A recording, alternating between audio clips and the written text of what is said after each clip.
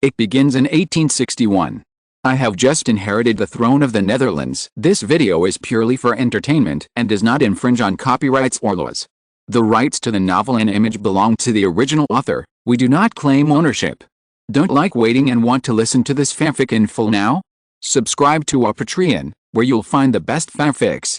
Chapter 701. How dare you say that I am incompetent in governing the country?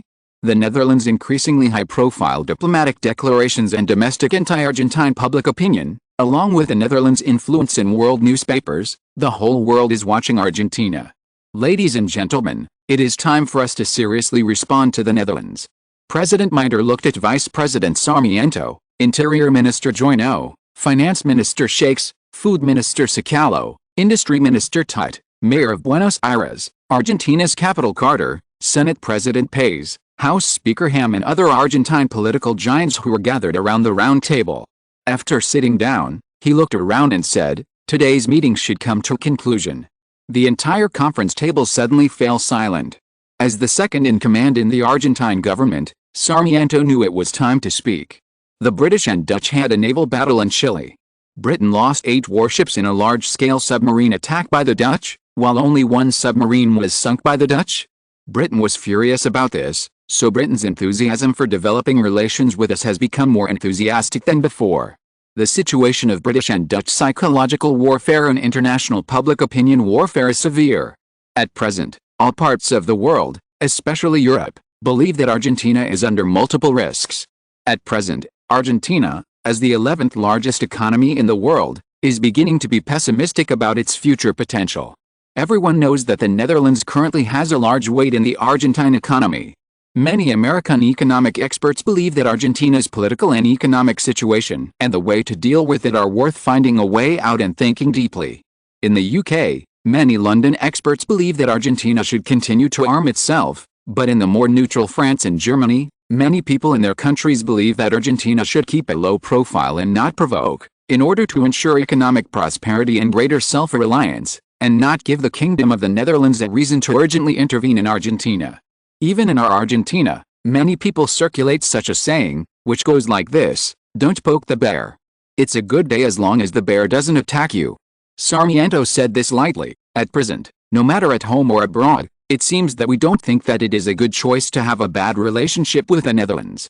After speaking, he first looked at the Minister of the Interior, Joyno, who seemed to have no intention of participating and chose to remain silent. He then winked at the Minister of Food, Sicalo.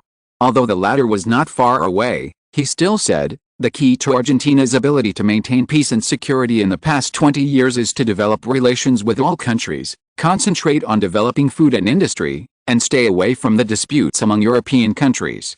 Seeing Mitre and Carter's embarrassed faces, however, he could only continue, "In the past, Argentina was committed to developing its economy and industry, and established a most powerful industrial system in South America, which Chile and Brazil could not match. The friendship between Your Excellency the President and the Netherlands created all this, but now they have fallen out. The efforts made in the past suddenly seemed like water flowing eastward into the sea, and it seemed that everything they had done in the past had returned to zero. It was not because the Netherlands took the initiative to provoke us, but because we ourselves went into trouble with the Netherlands, which destroyed the trust between the Netherlands and us. Not only the Netherlands, but South America is now distancing itself from us." Soroka became bolder as he spoke, as if he had drunk half a bottle of wine. He ignored the complicated looks of many people present and gave a sonorous and powerful suggestion: Argentina must make itself more trusted by the Netherlands and its South American partners, develop its economic strength, and keep a distance from Britain, so that it does not need to choose sides in the duel between Britain and the Netherlands. Soroka's words of making friends widely, building trust, and not needing to choose sides were like a revelation to Mitre, who had previously used the fate of Argentina to support Britain's expansion in South America, and everyone present changed their faces. Because this is no longer a suggestion, but a slap in the face of President Mitre. As if influenced by Soroka, Finance Minister Shakes also said at this time, "Yes, if we change Argentina's foreign relations unrealistically and mess up the order of priority, Argentina will become the most dangerous place in the world, lose the trust of international partners on which we originally relied to develop our economy and industry, and make the countries that were originally our South American allies become strangers." He pointed out, at present, In the Chilean Civil War, the British supported Macasnoa as obviously supporting it, while the Dutch supported Arturo Lozon government in northern Chile has stabilized and seems to be looking for opportunities to go south. The advantage is too great, which is obviously not conducive to the south. Therefore, I do not agree with Argentina's support for the Macasnoa government in the south. On the contrary, I support the north. Just kidding, I think you are afraid that the Netherlands and northern Chile will attack your territory, so you choose to compromise and surrender to the Netherlands at this time in order to keep your own territory. Our Minister of Finance Shakes is right. After all, your family's territory is at the border of La Rioja Province, Catacamarca Province, Tucumán Province and northern Chile. Carter, the mayor of Buenos Aires, the capital of Argentina, stared at Shakes with a sneer on his face, then turned his gaze to the Minister of Food and laughed. The traditional family territory of our Minister of Food Soroka, Santiago del Estero Province, Salta Province, and Jujuy Province, is located at the junction of Argentina, northern Chile, Bolivia, and Paraguay. It is also very sensitive to these Dutch allies or Argentina's enemy Paraguay. This is normal, but, Carter shouted, but Argentina is a powerful federal country. If everyone present is like the two of you, only caring about the gains and losses of your own family power and ignoring the interests of everyone's group, then in the future, will the basic principles that Argentina needs to maintain be lost? Carter said with a slightly cold look, My Excellencies the two ministers, I think we should discuss a solution together when there is a problem, instead of calculating it alone, right? Okay, a very gentle voice, but it overwhelmed Carter's loud rebuke. Under this very gentle voice, everyone's eyes slightly straightened, including Sarmiento, who couldn't help but stand up and wait for his instructions. Mitre seemed very satisfied with everyone's attitude. He exhaled a breath and said calmly, Carter, although there is some truth in what you said, you should be more upright in your attitude. You are the junior of everyone here, and a junior should act like a junior. Your attitude just now, if you don't know, people will think that you are not well educated. If you do it again, you will not be the mayor. Go to England or France to study aristocratic etiquette for a year and then come back. Carter's face immediately showed embarrassment, but he could only bow his head and say, Father taught me a lesson, I won't do it again in the future. Mitre continued, you know you were wrong, why don't you apologize quickly? Carter's face immediately showed respect and said to Soroka and Shakes, I'm sorry, I was rude just now, please forgive me. The two ministers Shakes and Soroka waved their hands and said it was okay. When the three of them returned to their state, they were greeted by Mitre's all-consuming gaze. The latter two immediately thought to themselves that it was bad. The son was beaten and the father came. Chapter 702, The internal fighting among the Argentine giants is very serious. Argentina, Buenos Aires, the capital, at the presidential palace. Mitre stared at Shakes and Soroka, and said coldly, I just said that Carter's words make sense. In other words, what the two ministers said just now makes me feel uncomfortable. Are you questioning our inability to rule Argentina? Or are you saying that I am causing a disaster of national destruction for Argentina? At the end, he threatened, if you don't give me a satisfactory explanation today, then don't blame me for being ruthless. You will spend 1,878 here before you talk. As Mitre's words fell, many people present changed their faces. Even Sarmiento was the same, and Soroka and Shakes were sweating profusely. Mitre ruled Argentina for more than 18 years. Few people present could withstand the pressure of these 18 years. At this time, Minister of Food Soroka, who was already extremely scared, couldn't help but cast a look of help to Sarmiento. The same was true for Minister of Finance Shakes. As time passed by second, the two began to sweat profusely. Ahem. Sarmiento's cough immediately attracted everyone's attention. However, President Mitre looked at him normally without any surprise, as if waiting for his speech. Others, including Interior Minister Joyno, Industry Minister Tutt, Senate Speaker Pays, and House Speaker Ham, also looked over.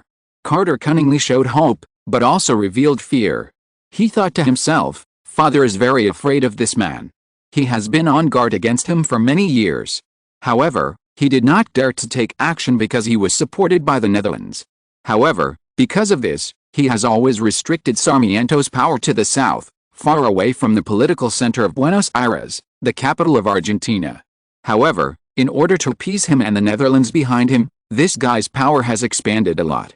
From his family's original Negro River province and Yukon province, It has gradually expanded to the entire southern Argentina, and expanded to Chubut Province, Santa Cruz Province, and Tierra del Fuego Province. Now this guy seems to have noticed that his father is preparing to stay away from the Netherlands. He's extremely sensitive to his comfort and the possible weakening of his power. This slight test still made him anxious. Mr. Vice President Sarmiento, do you have any more opinions on this? Carter immediately asked for his father. Sarmiento looked at him deeply, and seeing that he was staring at him without flinching, he smiled slightly. In fact, I think what the Minister of Food and the Minister of Finance said makes sense. After he finished speaking, Interior Minister Joino, Industry Minister Tut, Senate Speaker Pays, and House Speaker Ham suddenly looked at each other with a slight tremor in their hearts. Carter didn't expect Sarmiento to be so direct that he couldn't react. Finance Minister Shakes and Food Minister Saroca showed their joy.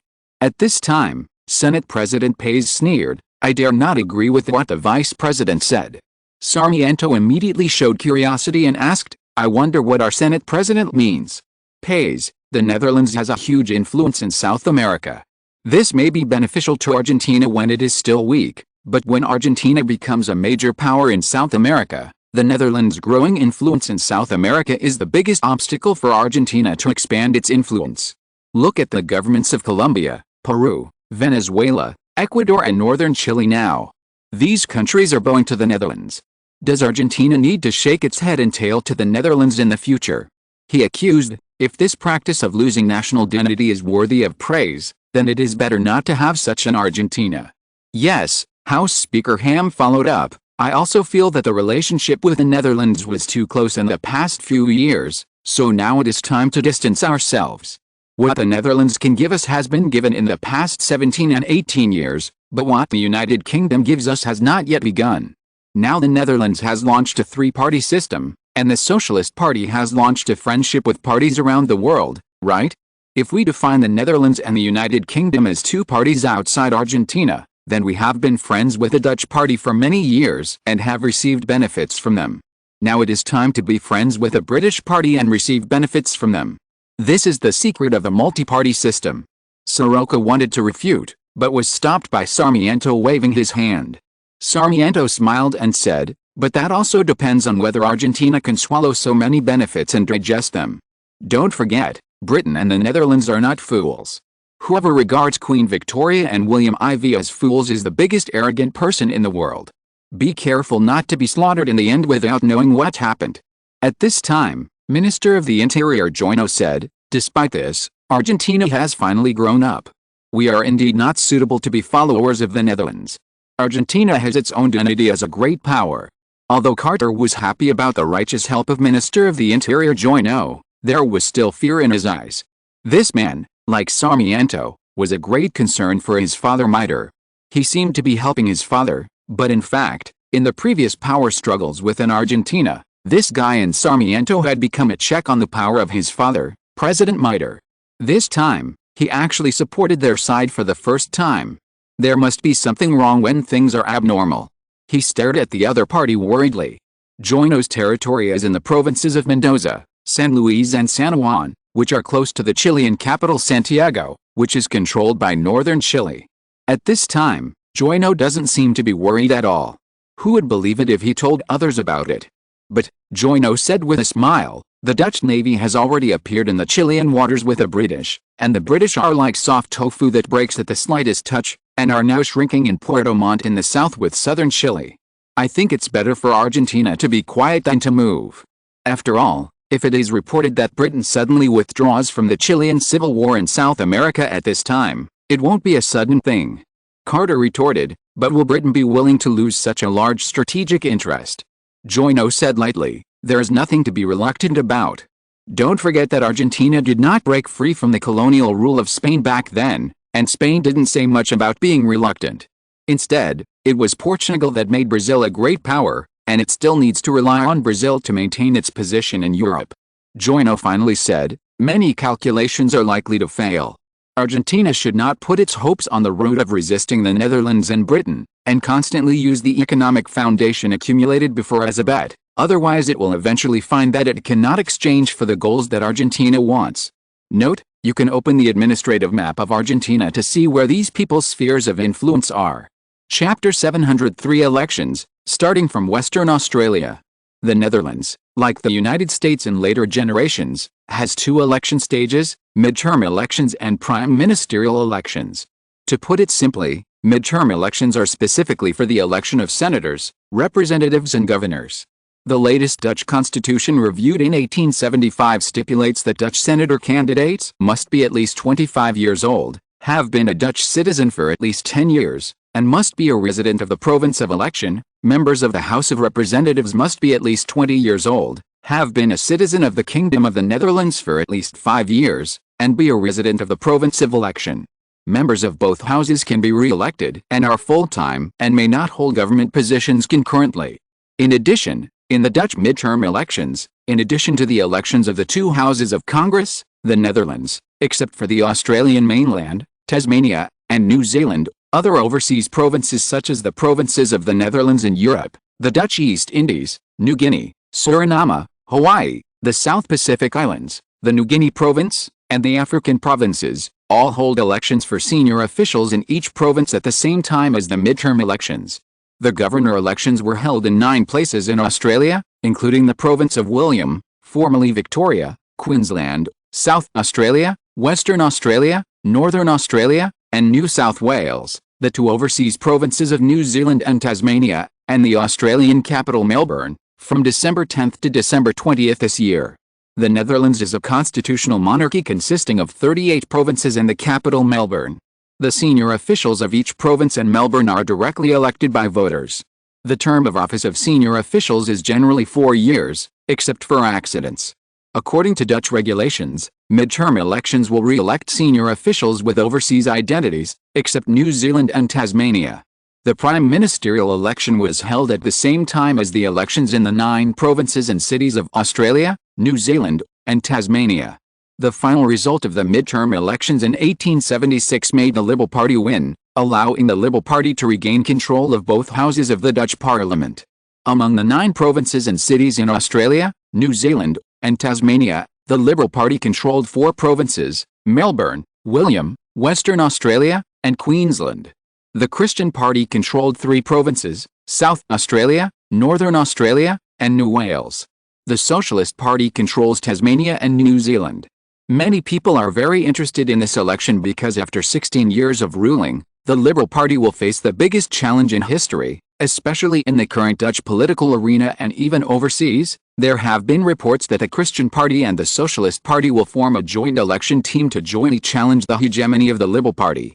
Because of this, the Liberal Party was panicked this time. So they began to prepare for the final mobilization sprint. On November 28, 1878, the former Prime Minister of the Kingdom of the Netherlands, Thorbecke, went to Western Australia on the Australian mainland this Friday to help Liberal Party Senator Rams canvass for votes, hoping to help the Liberal Party hold on to the ruling territory of Western Australia during the high-ranking official period.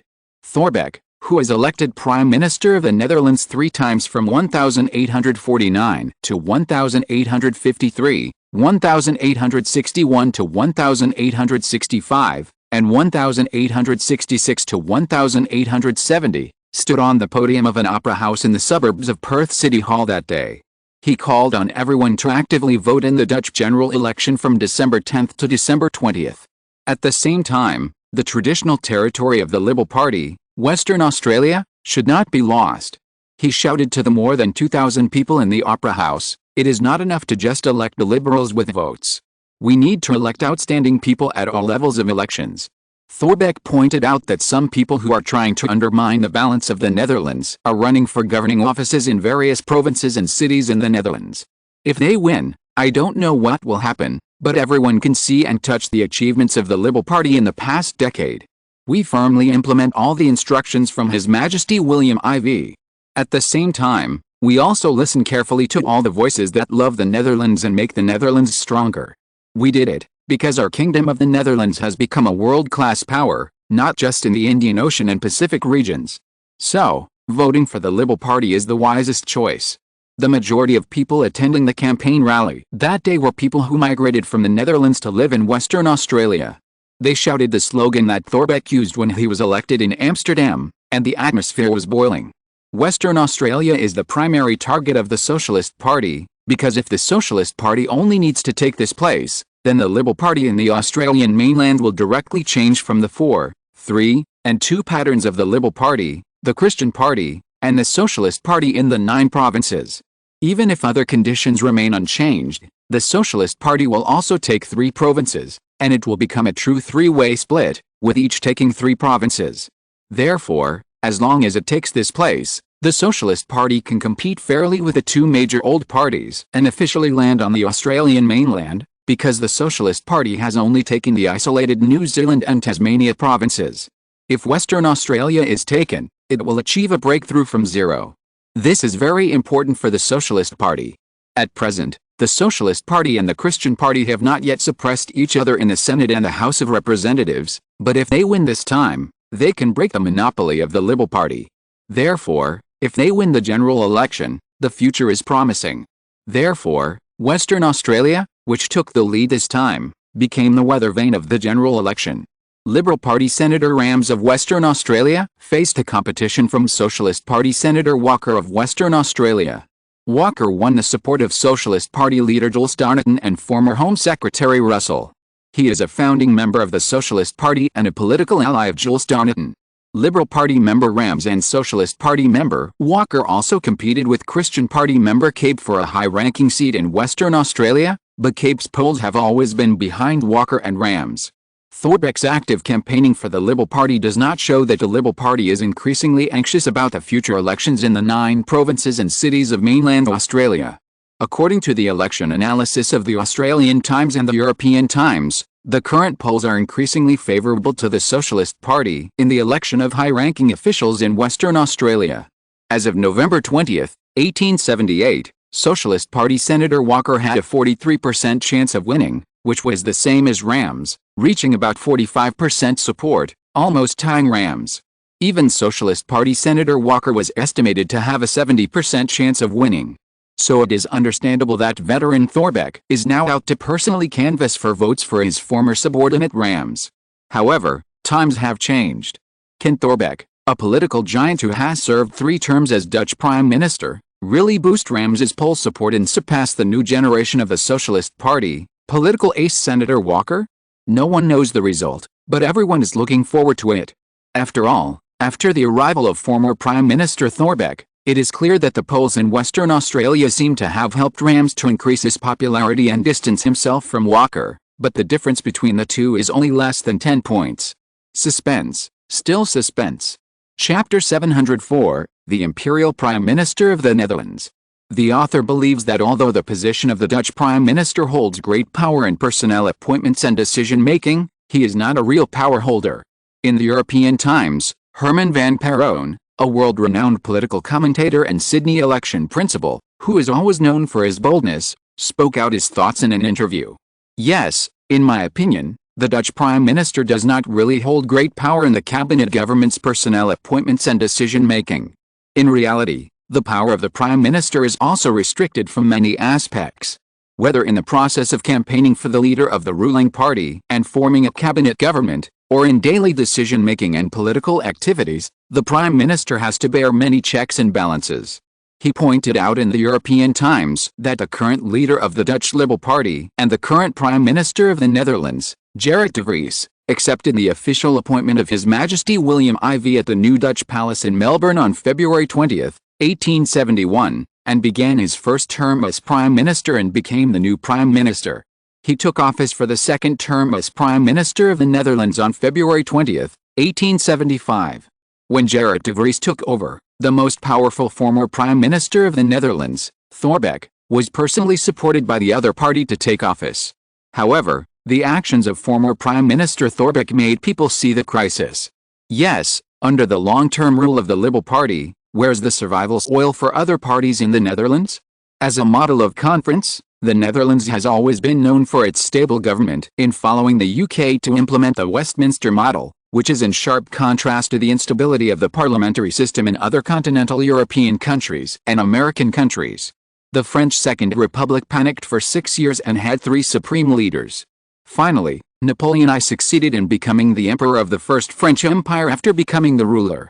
Even in many countries in America, the head of the cabinet government has been replaced almost every 1 or 2 years for more than 10 years. This situation is incomprehensible in the Westminster model. The secret of the stability of the government under the Westminster model is that the Prime Minister, as the core of power, is both the leader of the majority party in Parliament and the leader of the cabinet. As the core of power, the Prime Minister is in charge of both legislative and executive branches. How could the Dutch Prime Minister, like the British Prime Minister, have such frequent changes of rulers as in South American countries? But if there are any, are these changes a manifestation of the Westminster model's self-healing, or a sign of change in the I model? Herman van Perron finally denied that the Netherlands would have the phenomenon of frequent changes of rulers like South American countries. Because of this, in the Netherlands, people have figuratively called the American president an emperor-like president to describe the enormous power held by the American president. In fact, the power of the prime ministers of the Netherlands and the United Kingdom is no weaker than that of the American president, and even more than that.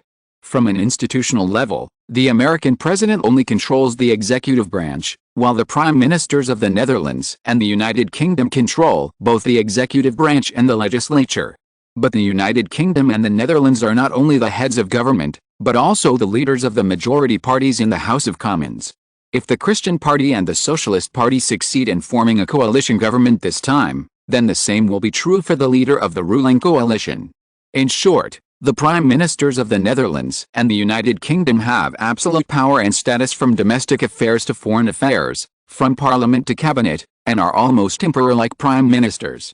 He further pointed out that as the head of the government, the British Prime Minister, like the Dutch Prime Minister, has the power to form a cabinet and appoint and dismiss ministers, which gives him absolute leadership over the cabinet. In contrast, the American president, who is also the head of the government, only has the power to nominate ministers, and the appointment can only be made after the approval of the American senators. The appointment and dismissal of the Prime Minister of the Netherlands and the Prime Minister of the United Kingdom requires the consent of the king of each country, and the cabinet ministers and non-cabinet ministers can be directly appointed and dismissed. The consent of the king is basically symbolic, of course, it depends on the king's attitude. Ministers of various departments can only express their own opinions at the cabinet meeting, but the final decision is in the hands of the Prime Minister. On some major issues, the Prime Minister also narrows the scope of discussion through the Cabinet Committee and Policy Group to control the policy direction. These make it difficult for the political propositions of the ministers of various departments to go against the Prime Minister, and the power of the Prime Minister is strengthened. As a result, the Prime Minister of the Netherlands and the United Kingdom has absolute leadership over the domestic and foreign affairs of the entire country. As the leader of the party or the leader of the party, the Prime Minister's control over the parliaments of the Netherlands and the United Kingdom has gradually strengthened. In the Netherlands, if you want to become the Prime Minister, you must be the leader of the majority party in the House of Representatives or the leader of the ruling coalition. Although the House of Representatives has a speaker, he only has procedural functions such as presiding over meetings, and has no actual power to affect the results of the proceedings. Although the Prime Minister sitting in the front row cannot dominate the parliament in name, he can manipulate the behavior of the members through the identity of the party. Whether it is the ruling Liberal Party, the Christian Party or the Socialist Party, there is a party whip in the parliament who is directly responsible to the Prime Minister. The party whip is responsible for supervising the MPs of the same party and maintaining the discipline of the party group. The party label of the MPs themselves is both the golden key and the iron chain that restricts their representative behavior. Although MPs are elected from various constituencies, because they have party labels, they must be consistent with their party's propositions when exercising their new parliamentary powers. Otherwise, once they are expelled from the party, their status as MPs may also be lost. Herman van Perron pointed out at this time, however, although the Dutch Prime Minister holds great power and has the power to make decisions on personnel appointments and issues, in reality, the Prime Minister's power is also restricted from many aspects. Whether in the process of running for the leader of the ruling party or forming a cabinet, he is subject to many constraints. First of all, becoming the leader of the ruling party is a prerequisite for becoming the Prime Minister in the UK and the Netherlands, which means that in order to stand out on the competition within the party, a certain political foundation and leadership charisma are indispensable. Secondly, After forming a cabinet, it is equally important to win the support of cabinet colleagues. On the one hand, cabinet members are the most solid supporters of the Prime Minister during his term in office. On the other hand, the stay or departure of cabinet members also reflects the prestige of the Prime Minister. During the second and third terms of former Prime Minister Thorbecke, no cabinet members resigned, so the cabinet was very efficient. However, I am not insulting Britain. In the past 28 years from 1850 to 1878, Britain has actually experienced a large-scale resignation of cabinet backbones, with more than 50 cabinet members resigning. The resignation of these people made the Prime Minister at the time miserable and unable to support himself. Some cabinets had to resign sadly, and the British Prime Minister election has started again, at least it is an internal re-election within the party. Chapter 705. A weak king's power may not be good for the Prime Minister. While Herman van Perron was pointing directly to the truth about the power of the Prime Ministers in the Netherlands and Britain in the European times, William IV was alone in his private office in the palace, thinking. Members of the Dutch cabinet are also potential challengers and competitors for the Prime Minister. The current British Prime Minister, Christen, was previously the colonial secretary during the former Prime Minister Russell's term in 1852. But later made the former Prime Minister Russell the Foreign Secretary in the 1865 Cleyston cabinet government. Russell is now the Interior Secretary of the Cleyston government. The current Dutch Prime Minister, Gerrit de Vries, was previously the Post and Telecommunications Minister during the third term of Prime Minister Thorbecke. It can be said that many of his policies were formulated by Thorbecke and are a continuation of the same lineage.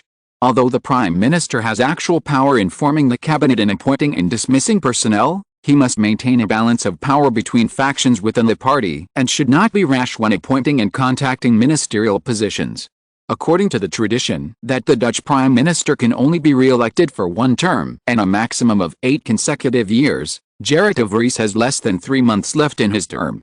During this 3-month term, according to current polls, the Liberal Party may lose its position as the ruling party for the past 16 or 17 years. At present, the Liberal Party cabinet government is mainly reflected in the purpose of bridging the factions and rifts within the party. This is probably because there is also a fierce disagreement within the Liberal Party due to the uneven distribution of interests. Gerrit de Vries is currently working hard to maintain it. Otherwise, once he relaxes, he will be deserted by his friends and relatives. The Prime Minister can only leave the stage in disgrace. He thought of the future world in his previous life. After World War II, with the influence of many British forces such as military, diplomacy, and economy, the British Prime Minister has become the actual head of the country of Britain. However, due to limited personal energy, he is unable to disperse on some things, and can only leave it to the cabinet and ministers of various departments. The British Prime Minister actually controls only the issues that he is interested in and that affect his political status. With the development of mass media in the 20th century, the election situation has also changed greatly. The political and personal behaviors of the Prime Minister have been exposed more. The 21st century Prime Minister Johnson's cover-up in the salty pig's hand incident in Binge caused an uproar in society after the voice of the British House of Lords member and senior diplomat Mac Tangna. In addition, the Prime Minister's cabinet members resigned one after another, and finally the fluffy-haired golden-haired man could only step down sadly.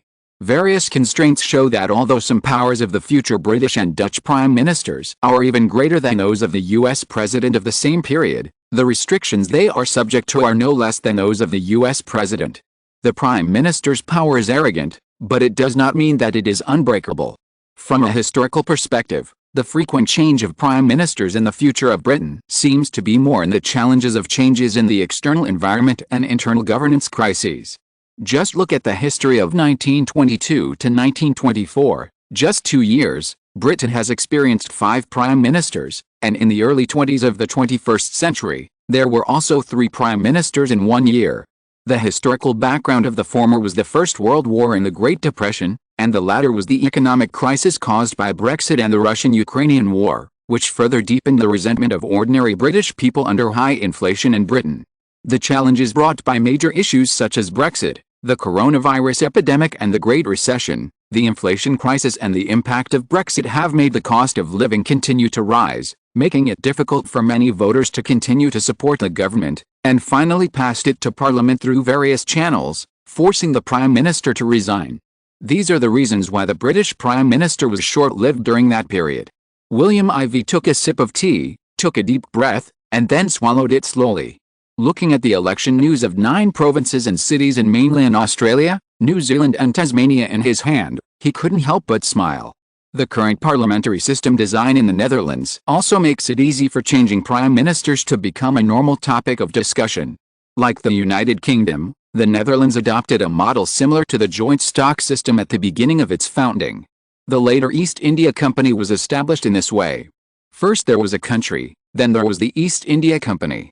Therefore, as a typical parliamentary country, the Dutch executive should be in line with the legislative body, and the power of the executive should not be too large. This is why the Prime Minister gradually lost some of his power under the suppression of William IV in recent years, and what was lost naturally returned to William IV. However, due to the dual identity of the Prime Minister, he can control the Parliament to a certain extent through the party channel. In the absence of necessary restrictions, the expansion of executive power is inevitable. In addition, even after the resignation of the previous Prime Minister, as long as the Prime Minister does not ask the King to dissolve the Parliament, the new Prime Minister still has to be elected from the majority party in the House of Commons, which provides an opportunity for the existence of factions within the ruling party. At the same time, since the Prime Minister is elected from within the ruling party, there is no need to hold a new general election. The low internal election cost also provides a favorable factor for changing prime ministers. In this way, although they belong to the same party, due to different factions, the party's members can still force the prime minister to resign by a motion of no confidence, just like the opposition party, which becomes the simplest way to change the policy direction. Therefore, in the Netherlands, which adopts a parliamentary monarchy, although the powerful prime minister has absolute power in the cabinet government and a high degree of influence in parliament, he is still vulnerable to checks and balances when facing inherent institutional obstacles and coordinating the interests of all parties, which accelerates the process of political replacement in the Netherlands in the future. However, the Dutch prime minister has been relatively well behaved in recent years, mainly because he is too strong as the King of the Netherlands. When his father, William III, faced Prime Minister Thorbecke during his first term, the quarrel between the two was known to the whole of Europe. Even in 1861, when Thorbecke was elected for his second term as Prime Minister starting in 1862, William II chose to directly give him the position of king and went to the Duchy of Luxembourg to be the Grand Duke, choosing to turn a blind eye. It can be seen that his father, William III, was too weak as the King of the Netherlands. Let's look at Britain again. In 1834, there were 3 prime ministers, namely Arthur Wellesley, Tory party, William Lamb, Whig party, and Robert Peel, Tory party. At that time, it was officially the weak King William IV of Britain, the third son of George II of Britain, the third brother of George IV, and the third uncle of Queen Victoria, so these prime ministers were not suppressed by anyone, and the prime minister became the object of competition. The same period in the Netherlands was also during the reign of William II, father of William IV. From 1848 to 1849, 3 prime ministers were replaced, namely Gerrit Smepanek, Jacob de, and Johan Rudolf Thorbecke. From 1858 to 1862, 6 prime ministers were replaced, namely Bruggen, Rockhuizen, Hall, twice cooked pork, Louis Lund, Heemstra, and Thorbecke, twice cooked pork. This period was also the period when his father William III was in power. Let's take a look at the reign of William IV, Thorbecke from 1862 to 1870, and Gerrit de Vries from 1871 to 1878. There were only 2 people in 16 years. This made the Netherlands' policy of stabilizing economic development unchanged, so the Netherlands has developed rapidly in recent years. But after 16 years, the Liberal Party was finally squeezed dry. Many people in the Liberal Party forgot that power needs to flow to maintain efficiency, so it's time to change the dynasty. Thorbecke is not unaware of this truth, but William IV's side, everyone has a selfish side. Who doesn't want to leave a lofty reputation? Thorbecke is 80 years old this year. Maybe he wants to contribute his last influence to the Liberal Party, which he has served for his whole life. But, after all, it can't stop the future trend. Thinking of this, he picked up the newspaper on the table next to him. It was the Australian Times. The front page was divided into 2. According to the thinking of reading newspapers, everyone would choose the left side first and then look at the right side. On the left was a report about former Prime Minister Thorbecke assisting Liberal Party Senator Rams in the election for a senior official position in Western Australia. But on his right, the Socialist Party whip Marie-Philippe led many Socialist Party members to support the Socialist Party's campaign for Senator Walker in Western Australia.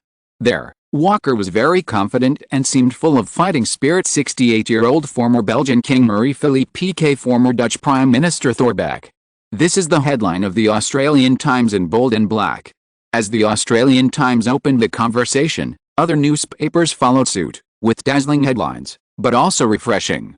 European Times: a newborn calf is not afraid of a tiger, the Socialist Party challenges the Liberal Party alone. Sydney Post: the first battle of the Dutch general election has begun, and the Liberal Party's defence war begins in Western Australia. Far Eastern Herald: if the Socialist Party successfully challenges Western Australia, the Socialist Party plus Christian Party alliance is expected to form a coalition cabinet government. They are all the same, almost revealing the rhythm of provoking trouble, whether it is now more than 100 years ago or more than 100 years later in the 20th century or the 21st century. The media is the existence that likes to make things bigger than most. William Ivey will not suppress this energy. First, he likes this atmosphere, because only in this way can things be confused. Second, only in this way can the Dutch election atmosphere break the previous dead election atmosphere due to the long-term rule of the Liberal Party. The Netherlands needs a vigorous election. Election is actually a money-burning activity. And this liquidity can drive employment opportunities in all walks of life in the Netherlands. Look at the teams that have begun to appear in the newspapers. Although they are shy, they have already started to intervene. This is a development of the future election situation, but now it has happened in advance. The Dutch have trained troops in the country, so that they can be used abroad in the future. This is also a unique advantage of the Netherlands. Chapter 706, Fierce Three-Party Election Clash. The confrontation between former Liberal Prime Minister Thorbecke and Socialist Senate Whip Philip in the election for senior officials in Western Australia has sparked sparks. Elsewhere, Dutch Prime Minister candidate Jan van Lopik and Christian Party leader Theo van Linden are also making the final sprint for the general election of the Kingdom of the Netherlands. In the last week or so before the election, the two went to the key province of Queensland to campaign for their respective governor candidates. On December 1, 1878, Jan van Lopik told the people of Queensland in Brisbane, the capital of Queensland, that if his Liberal Party won the governor election on December 10, it would result in 2 terms of 4 or even 8 years. He told these voters that if the people lost, Queensland would need to change its management model in the future. He attacked the Christian Party, saying that the party's management model would lean towards European traditional conservatism, and even in economic development, it would need to move closer to religion. Jan van Lopik appealed, the Liberal Party has been in power for 16 years. You can see the results we have brought to you. Our results are right in front of you, while the Christian Party is just painting a pie in the sky to satisfy your hunger. One is reality, the other is fiction. Everyone has sharp eyes. Please use your wisdom to vote.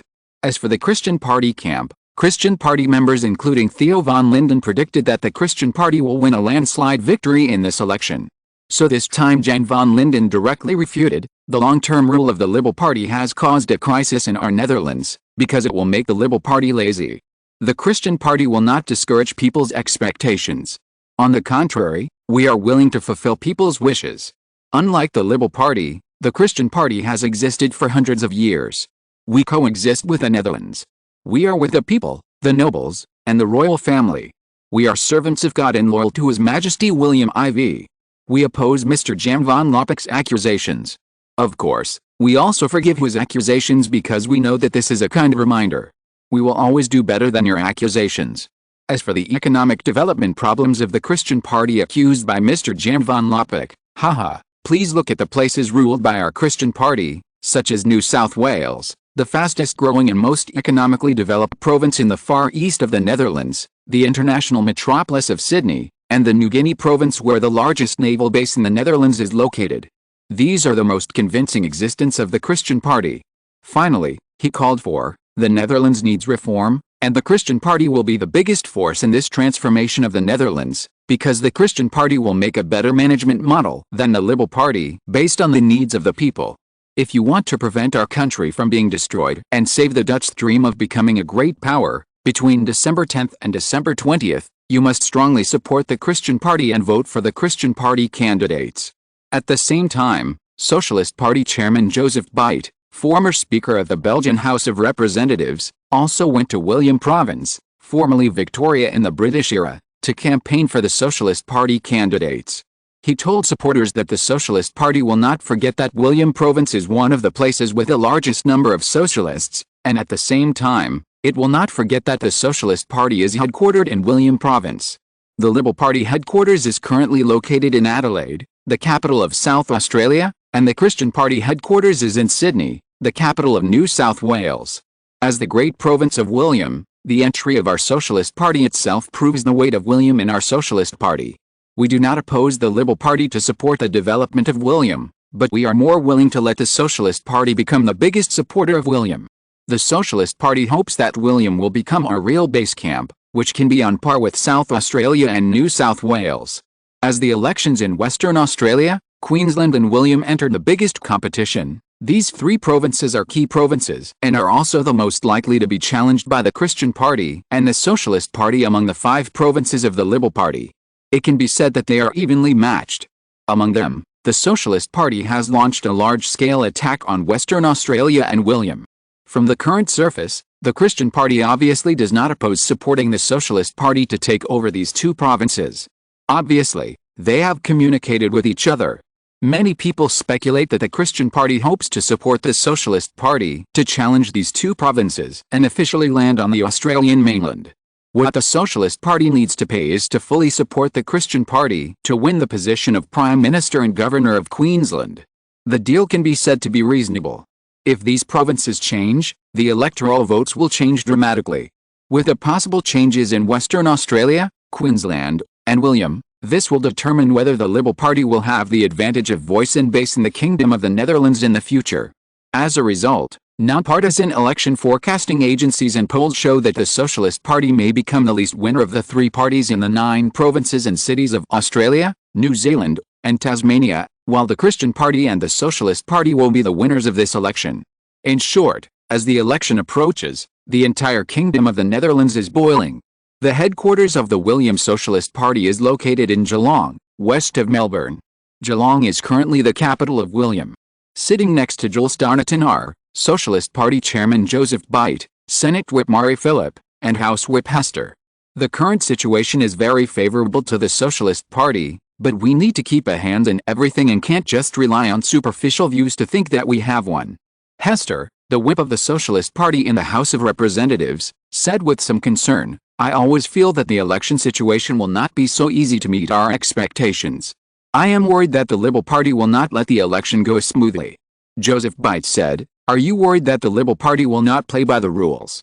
Hester nodded and said, "Of course, those people in the Liberal Party have always been unscrupulous in order to win.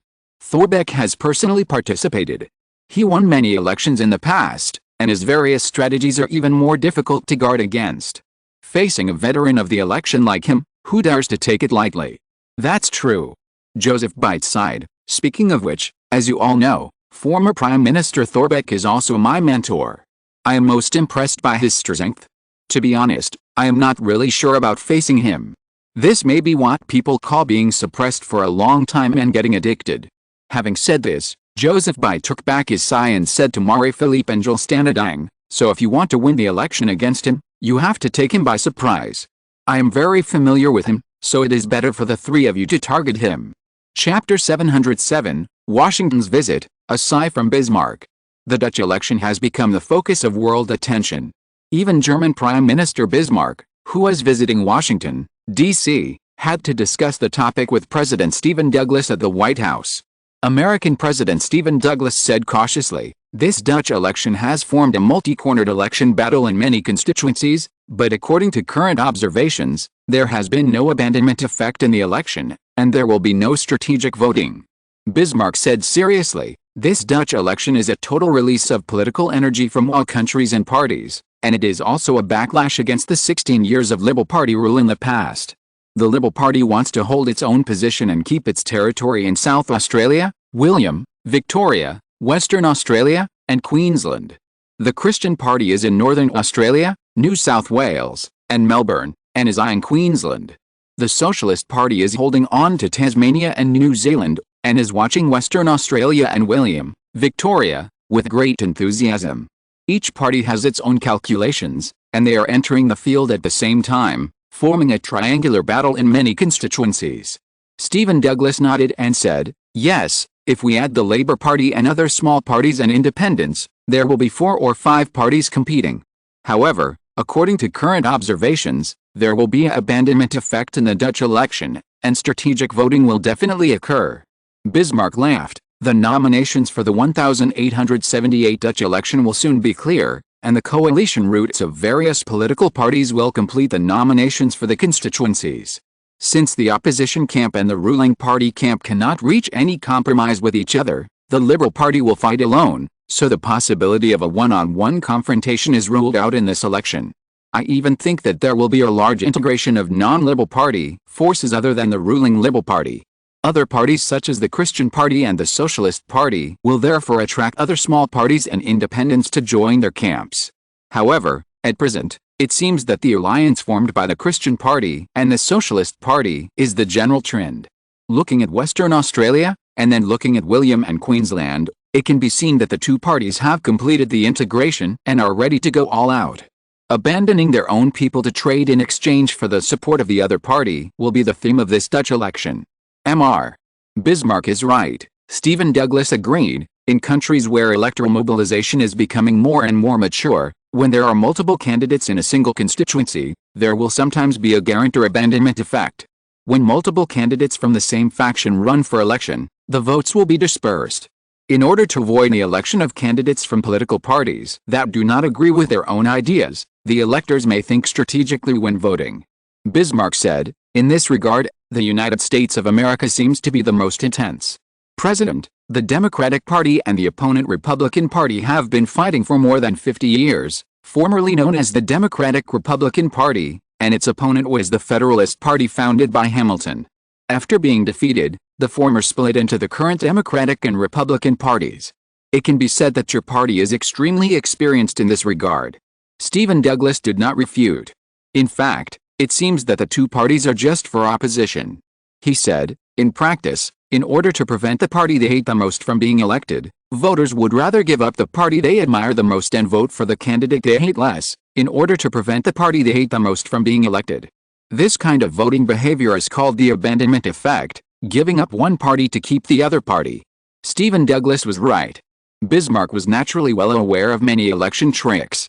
In election research, the abandonment effect is actually strategic voting. Voters usually hope that a vote in their hands can play its due value, but if the party they support does not get many votes and cannot be elected, then it is better to give the vote to another candidate with similar ideas but a higher chance of winning, so as to avoid the most repulsive candidate from passing the test at a low level, and through this strategy, let their votes play a big role. Especially in the competition in a constituency, if there are more than 3 candidates in a multi-cornered battle, and their strengths are comparable, abandonment may occur. In the 1854 London mayoral election, there was a famous case of abdication.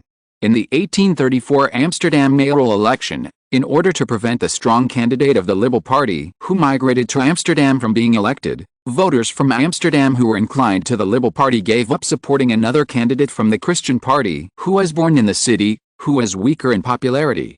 This became a model of the European abdication effect.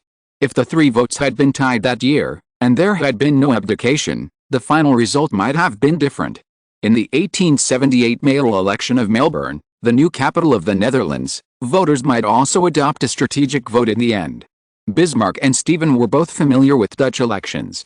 Bismarck said wisely, "This Dutch election has attracted the attention of countries around the world.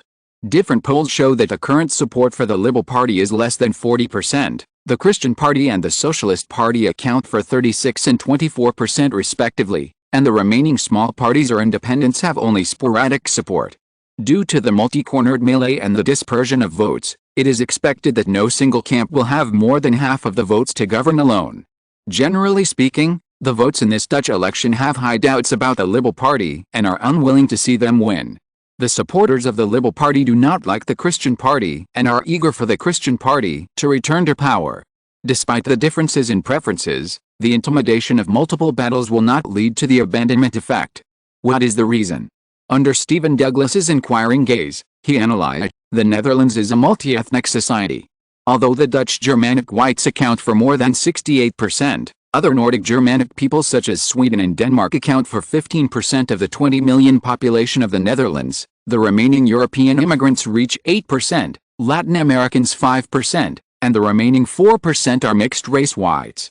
In the face of such a diverse society in the Netherlands, where white people alone are ethnically diverse, although indigenous people and blacks are also part of the election, if you want to vote in the Netherlands, you must first pay 100 Dutch guilders, or £4. The per capita income in the Netherlands last year was £200, the highest in the world, but blacks and indigenous people are at the bottom of Dutch society. A survey found that the per capita income of blacks in these two ethnic groups is only 1/8 of that of whites, with an annual income of £40, that is, blacks and indigenous people are averaged £4. This is almost asking black people to give 1/10 of their £40 income to the campaign organization. No one thinks that blacks and indigenous peoples donate their half-year income in order to vote. Stephen Douglas nodded and said, the indigenous and black population is about 18 million, of which adult votes account for 2/3, or 12 million. However, £4 is used as a condition for voting funds. Almost only a very small number of the 12 million black and indigenous votes can actually vote. I estimate that only 1 in 10, no, 1 in 50 would be good. Bismarck did not refute, but sighed, 240,000 votes, more than 15 million votes for white people. If you calculate, the Netherlands has won a reputation, but has greatly suppressed the power and voice of those two races. This alone shows the means of William IV. If you're listening to this novel on a channel other than Fanfic World, it means they downloaded and uploaded it without effort.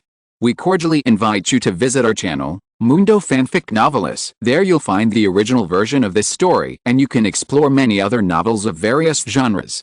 We're waiting for you to immerse yourself in a world of incredible novels. Chapter 708, The Remnants of the Federal Party Rise Again? 1878, the heavyweight candidates of the Dutch Liberal Party, the Christian Party, and the Socialist Party made their final sprint on the eve of voting. The key provincial elections in the 1878 Dutch general election and the governor and mayor elections of the 9 provinces and cities of Australia, New Zealand, and Tasmania were in full swing. Dutch Prime Minister Gerrit de Vries arrived in Queensland at 8 a.m. on December 5 to attend the Queensland Liberal Party branch, where he also held a campaign rally for the new governor of the province. Due to Gerrit de Vries' low popularity, the provinces governed by the Liberal Party under his leadership became swing provinces. Gerrit de Vries was unpopular. In fact, Queensland was traditionally the Liberal Party's stronghold in the Far East, second only to South Australia.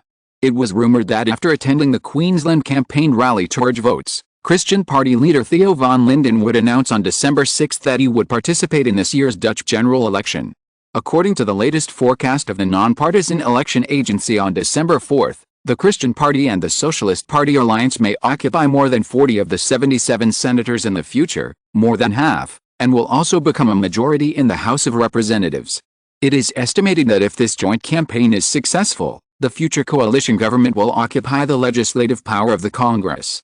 However, all of this is an estimate after all, and whether the power controlled by the Liberal Party will fall into the hands of the Christian Party and the Socialist Party depends on the voting results of several key provinces.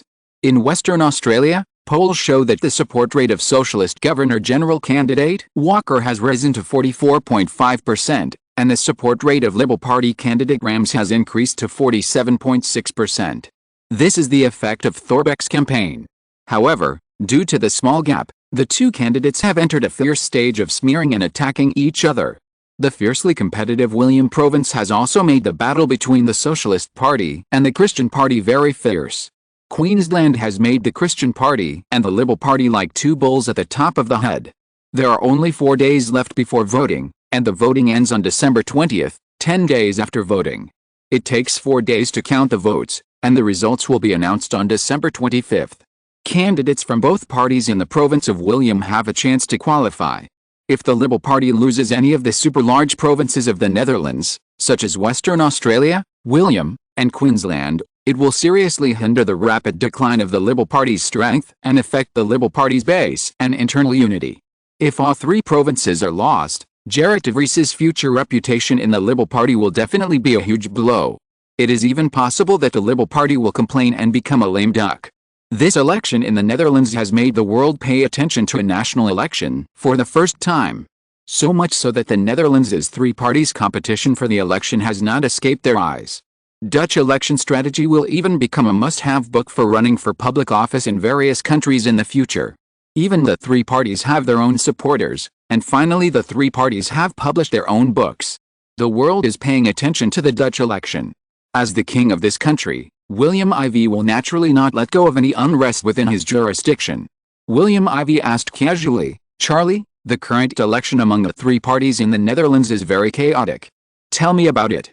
Give me some advice based on the intelligence." Bill Charlie nodded and said, "With the support of the Socialist Party, the Christian Party seems to be more and more confident in regaining the power of the Dutch cabinet government. However, many Liberal Party elders believe that although the gap between the two parties is very close, the Liberal Party can still stabilize its base, especially in those swing provinces." He said. Queensland Senator Moroni, who serves as the director of the Liberal Party's Prime Minister's Election Campaign Committee, said in an interview with the Dutch Australian Times on December 3, "We will continue to control most of the local provinces in the Netherlands." However, Moroni described the gap between the two camps as razor-thin. Queensland is one of the traditional provinces of the Dutch Liberal Party. Since Britain ceded the Australian continent to the Netherlands in 1863, it has always been the territory of the Liberal Party. However, the Liberal Party will face very severe challenges in Queensland. The election of the Governor of Queensland is unexpectedly tense in the context of this Dutch Prime Minister's election. Maloney himself also faces an extremely difficult re-election campaign for the Senate. In the 1880 midterm election, the members will face challenges from the Socialist Party and the Christian Party. If he loses the position of Governor of Queensland this time, he will face a difficult election in 2 years. Maloney also said that he had worked hard to defeat the Christian Party Senate candidate in 1876 and became the current Senator of Queensland. If he loses the Governor-General this time, he will not have the support of the ruling party members of the Queensland government in the future. Then his re-election journey will be a tough battle. Back to the Washington White House in the United States of America. President Stephen Douglas is entertaining German Chancellor Bismarck. If the election of the governors of the three provinces fails, then in the future, several moderate Liberal Party representatives and senators in the conservative regions of the three provinces may be wiped out, which will cause the Liberal Party to lose control of the House of Representatives and the Senate. Although the votes of women, indigenous people and black people in the Dutch parish are crucial to the Dutch election and the governors of the 9 provinces and cities, their voting tendencies are not consistent with the majority of voters in the key provincial constituencies. The three parties all vowed to increase their efforts to benefit the people in the final sprint. The problem is that they can do very similar things in terms of how to deal with it, so it is difficult for voters to distinguish who is better and who is worse. Stephen Douglas continued, "I thought that the Netherlands had overturned the duel with Britain to seize power in South America, which would make the Netherlands have a great influence, and even let everyone see that the Netherlands is so strong that it is not afraid of Britain. But now with the competition among the three parties in the election in the Netherlands, people can see the political evolution in the Netherlands more directly. The Netherlands seems to have become the leader in the election system in Europe and even America, which is more desirable than the British system." Stephen Douglas said to Bismarck with a wry smile, "Since the implementation of our country's Monroe diplomacy in South America, the effect has been good, but now the Netherlands' soft invasion has dissolved a lot of the core ideas of the Monroe Doctrine." He looked up at Bismarck and said with a wry smile, "To be honest with you, Prime Minister, many people in the United States are dissatisfied with the Netherlands' actions. Because of this, a huge pro-British force has risen around us, which has put us in a dilemma." Bismarck was surprised. Suddenly, he thought of something and asked, "Is it the person who fought against the Federal Party with your Democratic Republican Party in the early days of the founding of the United States?" Stephen Douglas nodded and said, "Yes, the Federalist Party formed by Hamilton, which was in its heyday at the time, was extremely strong. Financial capital was their backing. The Democratic Republican Party was in the countryside, and the Federalist Party was in big cities. However, in the end, the rural population votes surrounded the votes of a few capitalists in the city. In 1804, Hamilton lost in a duel with Vice President Aaron Burr because of party disputes. The Federalist Party lost its pillar. After several Democratic Republicans served as presidents, the Federalist Party closed down in 1816. He said, however, these Federalists finally changed their appearance and joined the Democratic Republican Party after it was dissolved. Therefore, the Republican Party actually became the resurrection of the Federalists. The Federalists have always envied the British capitalist system. Therefore, many Republicans are actually pro-British and anti-Dutch. Chapter 709, Germany and the United States cooperate in South America? So now in the United States, most people like the Netherlands, but there are also many who hate the Netherlands. Bismarck asked. Stephen Douglas nodded and said, yes, the Dutch do control the American capital world, but this was taken from the British. I never thought that these British would be law-abiding people. Of course, you Germans have a large ethnic group in America, and your influence cannot be underestimated. Stephen Douglas hinted.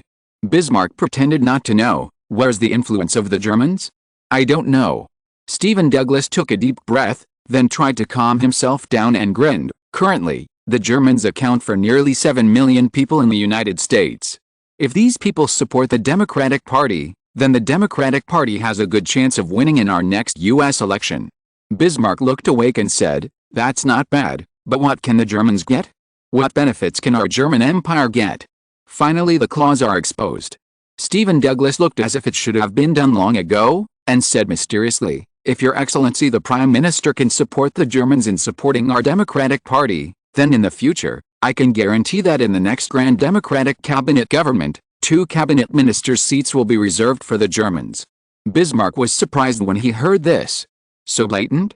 The president is very generous. Stephen Douglas stared at Bismarck and said, it is mainly because of the support of the German Empire that the Federal Republic of America can move to a higher level. Oh, Bismarck looked as if it was expected, and smiled. What can the German Empire do to help the Americans? Stephen Douglas said in a deep voice, we Americans not only want to be a North American country suppressed by Britain, but the German Empire is also unwilling to shrink in Europe and be besieged by Britain, France, Russia, Austria and other countries. We can say that we are like-minded and so urgent. I think that compared with the Netherlands, the Federal Republic of America is more confident in the German Empire and needs Germany's help more. Bismarck, it's the same sentence. What can the German Empire get? We know that the German Empire is willing to make a move in South America. It just so happens that we don't want to see other European countries forget about us when dividing forces in South America. Bismarck frowned and said, so? Stephen Douglas said, so I hope that Germany's actions in Paraguay, South America, can bring the United States along. Ignoring Bismarck's furious expression, he followed, we are willing to operate our close diplomatic relations with Uruguay and give the German Empire a big gift. Big gift? Bismarck asked curiously, what is it? Stephen Douglas, we'll know when the time comes. On December 9, 1878, the early voting in the 1878 Dutch general election broke the record of 1,870. On the last Sunday before the voting day, Liberal Party President Gerrit and Christian Party presidential candidate Theo van Linden attended campaign events in Wilhelm and Queensland respectively, which stimulated the voting enthusiasm of more voters. Less than 24 hours before the Dutch general election, according to statistics from the Dutch Political Data and Data Service Company, nearly 2.9 million Dutch people have already voted in advance in mainland Australia, New Zealand and Tasmania. Taking the key province of Wilhelm as an example, more than 150,000 voters voted in advance on the 8th, setting a record for the highest number of early voting in Wilhelm. According to the data of the Dutch Election Project, the total number of early voting in the 1878 general election has surpassed the total number of early voting in the 1874 general election. As some provinces allowed voters to vote at the polling station in the last week, this number is expected to increase further. According to the Australian Times, President Gerrit rushed to the key state of Victoria on the 8th to support the Liberal Party Governor Hull of Victoria, trying to defeat his opponent Selman. The Governor of Victoria was unexpectedly fierce. Theo van Linden went to Brisbane, Queensland, to support the Christian Party candidate who is expected to run for the governor of the province. Sandy, who is also seeking re-election as a Liberal, hosted a large rally for the Liberal Party there. In South Australia, cities and towns with at least previous residents can start counting absentee ballots on the 4th, But the prosecution of absentee ballots in Adelaide, South Australia, has yet to be resolved. The local Christian Party and Socialist Party have filed a lawsuit, requiring voters to pick up ballots in person or must appear in person at the polling station on voting day to prevent cheating by the ruling Liberal Party in Adelaide. Traditionally, Liberal voters are more likely to vote in advance, while the Christian Party has a higher voter turnout on election day, which is more difficult for Socialist voters to guess and grasp. Early voting, especially mail-in voting, triggered a legal battle in the Netherlands in the 1874 election, and Dutch political observers predict that this trend will repeat itself in this election. The Liberal Party has been gradually suppressed, but it is not enough. The Christian Party has always been conservative, and in a coalition government, its policies may be conservative. William IV showed some hidden worries. Although he was the king, not many people opposed his orders, at least that was the case now when he was strong. But who knows in the future, whether the Dutch royal family behind him will collapse due to the weakness of his descendants. This is almost a high probability. Therefore, the rapid rise of the Socialist Party will keep the Dutch political arena in balance, and will act as a brake even when he's not around in the future. It can be said that he has already started to prepare for a rainy day. If the Netherlands wants to be ruled by the royal family, then the royal family must add a cage to the Dutch political arena, lock these politicians in it, and prevent them from jumping out of this range, otherwise, they will be out. The Dutch royal family also needs to prepare a lock of their own, and when necessary, lock this cage, so that people outside cannot get in and people inside cannot get out. It is also necessary to create a huge interest chain, stick all these people to this interest chain, so that they are reluctant to leave, and tie their interests to it. Once they leave, they will suffer heavy losses. William IV said with a sharp gaze, as long as these things are done well, the royal family will have a stable position for at least the next 200 years. Thinking of this, he couldn't help but think of the two heads of the Dutch intelligence agencies, Bill Charlie and Mackay Sean, who were summoned a few days ago, and remembered that the situation in South America they said was becoming increasingly tense. It's time to let South America take some of the spotlight off the Dutch election. Chapter 710 When Allies Become Weapons. When a country is weaponized, William IV showed an ambitious smile. In the big chessboard of NATO designed by him, the King of the Netherlands, every member state that established a circle of allies under the leadership of the Netherlands is a weapon of the Netherlands.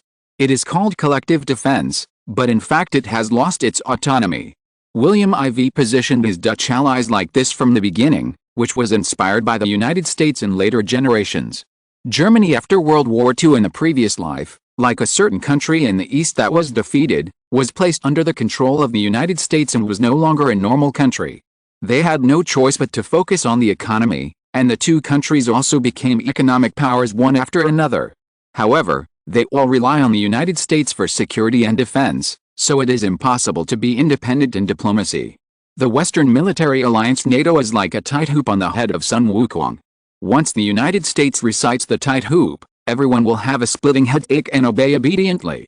At present, in William IV's view, the countries that are suitable to become allies like the Netherlands that have been subdued include the Kingdom of Siam, Peru, Colombia, Ecuador, Northern Chile, Venezuela, Sweden, Denmark and Greece. Argentina used to be half of it, but now it is about to jump out of this line. Thinking of this, he knew that this was far inferior to the United States in the future. In the past, Germany was a world economic power and the economic locomotive of Europe, but under the checks and balances of the United States, Germany was often trapped both internally and externally, and was full of helplessness. Including every visit of their heads of state to Russia and the ancient powers in the Far East, they could only dare not take a big step out of their own national interests under the watchful eyes of Western allies. Even if it was just a one-day visit to the country, the capital of that country did not see what it looked like clearly. No wonder some people compared their visit to a one-day tour. France and Germany are both Western powers, and they are not Anglo-Saxon countries like Britain and the hegemonic United States, so they need to maintain their own role in maintaining their own interests. Therefore, Germany and France have always maintained contact with Russia and the Far East powers in a certain sense to prevent themselves from being completely classified as dependent countries of the United States. Therefore, every time the United States suppresses these two countries, they are the first to stand up and make contact to declare their international status. However, with the assimilation of Europe and the United States for many years, Small European countries have gradually been incorporated by the United States and become the younger brothers who wave the flag and shout on behalf of the United States. On the contrary, Germany and France themselves seem to be surrounded by these younger brothers of the United States. There are small countries around them every day who are disgusted with the foreign policies of Germany and France in the circle of Western allies. These two countries can only get closer to that team. Under the circumstances, these two countries are forced to not only have a lot of voices from some pro-American people in their country, but also other European countries are also putting pressure on them in public opinion, questioning the significance of their contact with Russia and the Far East powers that are obviously anti-Western or not close to the West. William IV needs to create this environment in the future in South America, to hold Brazil and Argentina, especially Brazil. At present, he has tried to set a trap for Argentina and let it return to the cage that the Netherlands has arranged for it. In the pro-Dutch environment in South America, Brazil will definitely be like Germany, France and Europe in the future, and it will be difficult for Brazil to independently develop diplomacy against the Netherlands. Unlike the German general manager who worked for 16 years in the 2nd century, the general manager had a good relationship with Russia on the one hand, obtained sufficient and cheap resources to meet Germany's own needs. In order to get resources nearby, she even took advantage of Russia and offended the hegemonic country, the United States, and approved the development of further relations with Russia. On the other hand, Germany also took advantage of the huge market and world-class factories of the Far East country to attack the market of the sports country on a large scale, and the business was booming. In a word, Germany was able to make money in a good way. However, its successors were different at this time. The days of the United States finally came to an abrupt end when Russia turned against its former younger brother and invaded. Germany was morally kidnapped in the West for getting resources nearby, and could only get off the bus and invest in vain. At this time, the independent diplomacy that Germany and France had always been proud of suddenly became stretched. Neither Europe nor Asia can be the target of the Dutch government, but South America and Africa can allow the Netherlands to exert more American hegemony. Therefore, after Argentina and Brazil in South America, the next target is Mexico in North America and both the north and south of the United States. In the next 5 years, Brazil must be made into a country that is even pro-Dutch. If it doesn't work, even if it is like in Brazilian history, it will not hesitate to kill the current Pedro II and remove him from power. In 10 years, Mexico will also face the same fate. As for the United States of America, it will be much easier. Although it is a bit troublesome for the Democratic Party and the Republican Party to check and balance each other, the Dutch are the biggest weapon. William IV was very proud, but what he didn't know was that Stephen Douglas had already taken precautions against him and his Netherlands. For this reason, he had even exchanged interests with a visiting Bismarck in Washington, including jointly attracting more German Empire people to participate in the US election to balance the influence of the Netherlands. If William IV knew, I wonder what his expression would be. Thinking of this, William IV could not help but walk to the safe in his private office with the South American logo on it. He secretly changed the password and took out a document with the name of Argentina on it. At the top was a list of people. The first person's name was not written on it, but was marked as top secret. The second name was Vice President Sarmiento. The third person was the Minister of the Interior, Joino.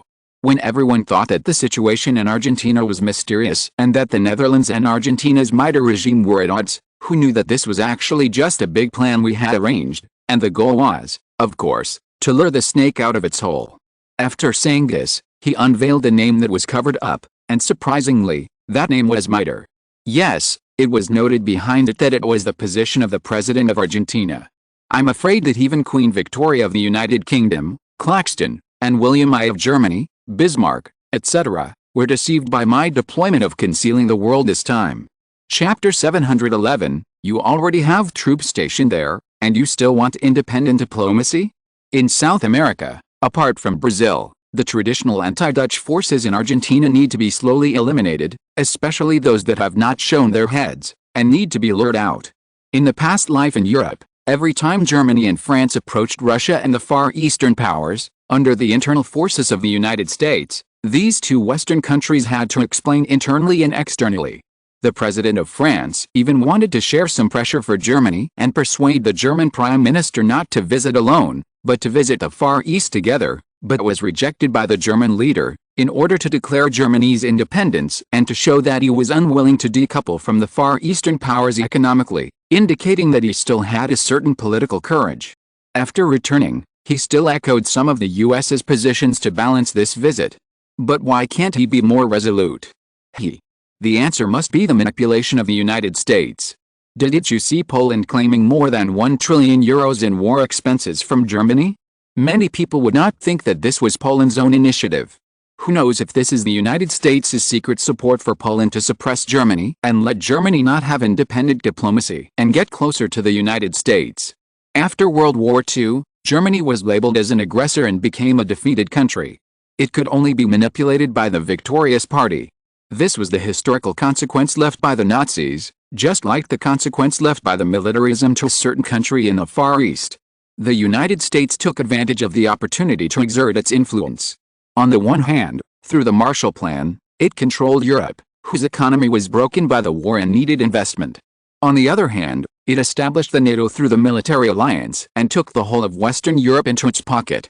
For a period of time, only the strong French Charles de Gaulle dared to say no, but after the 21st century, France also became timid, or in other words, the United States cultivated a lot of forces in France, so that the French rulers who disliked the United States did not dare to disobey the United States too much. Although these later rulers also wanted to make Europe independent, it was a pity that the leaders behind France were all high-minded and low-skilled. They could not handle domestic affairs well, let alone exert influence in diplomacy. Even the European territory, France itself could not handle it, let alone global influence. Similarly, Germany after World War II, like a certain country in the Far East, was placed under the control of the United States and was no longer a normal country. They had no choice but to focus on developing their economies. The two countries have risen to become economic powers one after another, but they must rely on the United States for security and defense, so it is impossible for them to be independent in diplomacy. NATO is like the tight hoop on Sun Wukong's head. Once the United States recites the tight hoop, everyone can't stand it and obeys obediently. William Ivey also knew that the European Union, as an economic entity, could form a significant force in the international community, but the economic giant is a dwarf or dwarf in politics and military. As long as the tight hoop on their heads is not removed, it will be difficult for them to escape the control of the Americans. After Russia invaded Ukraine, its former brother, the US's tight grip became even more severe. Ukraine was further weaponized. Even Sweden and Finland, which had always adhered to a neutral line, applied to join the NATO military alliance. After the whole of Europe entered the jar of the United States, these so-called allies of the United States have actually become pawns in geopolitical games. In the popular terminology of later generations, they are actually weaponized. In the NATO chessboard designed by the United States, every NATO member is a weapon of the United States. It is called collective defense, but in fact it has lost its autonomy. NATO was first used behind the scenes of the Soviet Union in Eastern Europe, and later used to deal with the successor Russia and the Far East powers. In Asia, China, Japan, and some other small allies of the United States are also weaponized to serve the US Asian strategy. Thinking of this, William Ivey could not help but sigh. Before crossing, as an ordinary citizen of a big country in the Far East, he could only find out from the news in the newspaper that his motherland was in a situation of containment and counter-containment. Obviously, his motherland still had enough strength to fight back, but it was hard to know whether it could surpass the United States and become the world's #1 power, because he crossed before entering the 1930s of the 21st century. Thinking about the situation at that time, he still had a lot of worries. These Western countries were weaponized by the United States, making the environment of the motherland very bad. Once a country is weaponized, it is difficult to turn over. This is the embarrassing situation of Germany in the 21st century. France is a little better, but it is also suppressed by the United States in the West and can hardly move. Faced with the new situation of the Russian-Ukrainian war, the United States mobilized the entire European arsenal. Germany not only had to supply guns and tanks to Ukraine with the United States, but also had to immediately increase its own defense spending and buy the latest fighter jets from the United States. At the same time, it must also cooperate with the whole of Europe to reduce its dependence on Russian energy. The final result is that Germany's previous energy investment in Russia was scrapped and lost money. The change in its own energy route made its domestic dependence on imported energy supplies unable to supply and suffered from soaring prices, which even rose 3 times in the end. If it weren't for the fact that the export economy has been booming over the years and a lot of money has been accumulated, the German parliament has passed a €200 billion budget for fiscal subsidies to help the country's citizens and companies relieve pressure. Otherwise, there would have been many protests. However, this big move has made other poor countries in Europe dissatisfied and sour grapes, so they criticize Germany for acting on its own and not being a reliable ally, which immediately made Germany appear isolated. Germany's subsequent visit to the Far East has attracted a wave of criticism, believing that Germany has not learned lessons from relying on Russia's energy structure and continues to be closely linked to the Far Eastern powers economically, and will experience the same bad results in the future.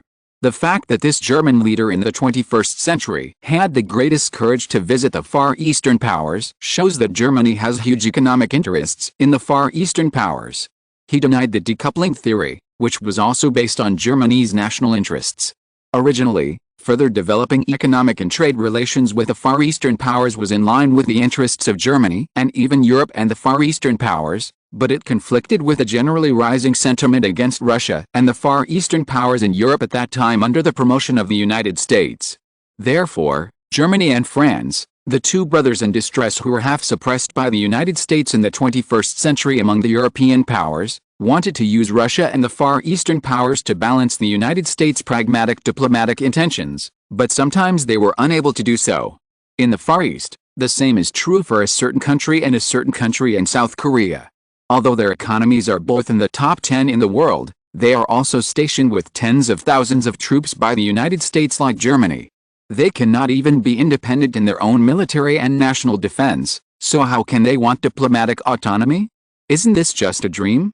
This is the helplessness of an economic powerhouse, and it is also the inevitable result of a country being weaponized.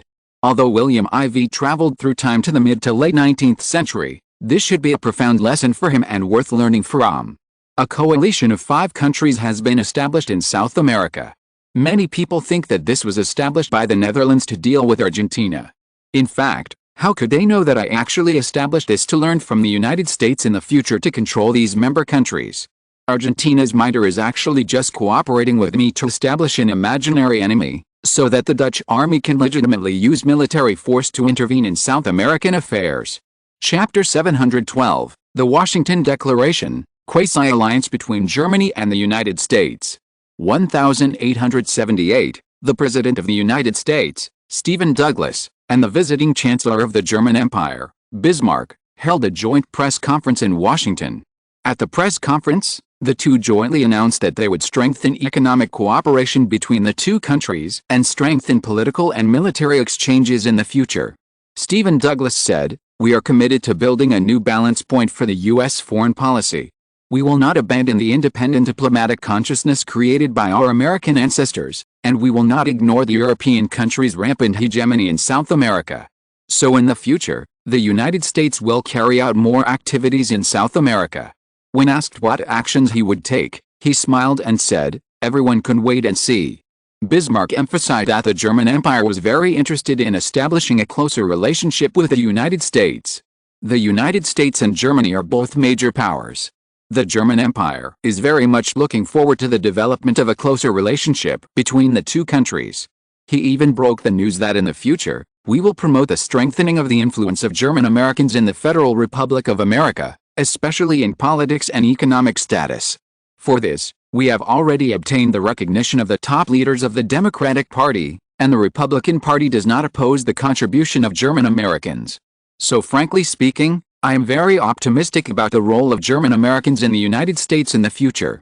As President Stephen Douglas said just now, we are all very much looking forward to the future relationship between the two countries. After the two finished their polite words, the reporters soon got the expected information at the joint press conference. The two then announced, first, in order to strengthen cooperation, the German Empire will promote cooperation with the United States in the manufacture of warships. Especially the two countries announced that they will work together to develop second-generation submarine technology, and funds and technology will be shared equally. Second, the two countries will interact in ports on the Atlantic Ocean, so that the two countries' commercial trade will have more transactions, and further reduce their respective tariffs to promote trade volume. Third, the German Empire and the United States jointly announced that they would remain neutral on the issue of South America. On this basis, the two countries will jointly maintain peace in South America. Fourth, the two countries announced that they would each send more than 1,000 troops to Montevideo, the capital of Uruguay, at the request of Uruguayan President Lorenzo Latorre to maintain local security. Fifth, the two countries each sent 3 warships to form a fleet of 6 warships to patrol the north and south of the Atlantic Ocean to maintain the safety of important waterways in the two countries and maintain the commercial routes of the two countries. Sixth, the two countries have formulated regular annual Prime Minister, King, presidential-level talks to strengthen the mutual trust and exchanges at the highest level between the two countries. Seventh, the two countries opposed Britain's support for the status of the Confederate States of America in the south of the United States. Bismarck, on behalf of the German Empire, announced that it would not recognize the national status of the Confederate States of America. In response to President Stephen Douglas's statement, Bismarck accused Britain of secession activities against the United States of America as immoral and reprehensible. He pointed out that the German Empire has always believed that the Southern government is part of the United States and does not support the independence of the Confederate States of America in the South. Eighth, the United States of America announced that it welcomes the German Empire to join the South American Alliance and supports Germany's joining this political organization led by the Netherlands.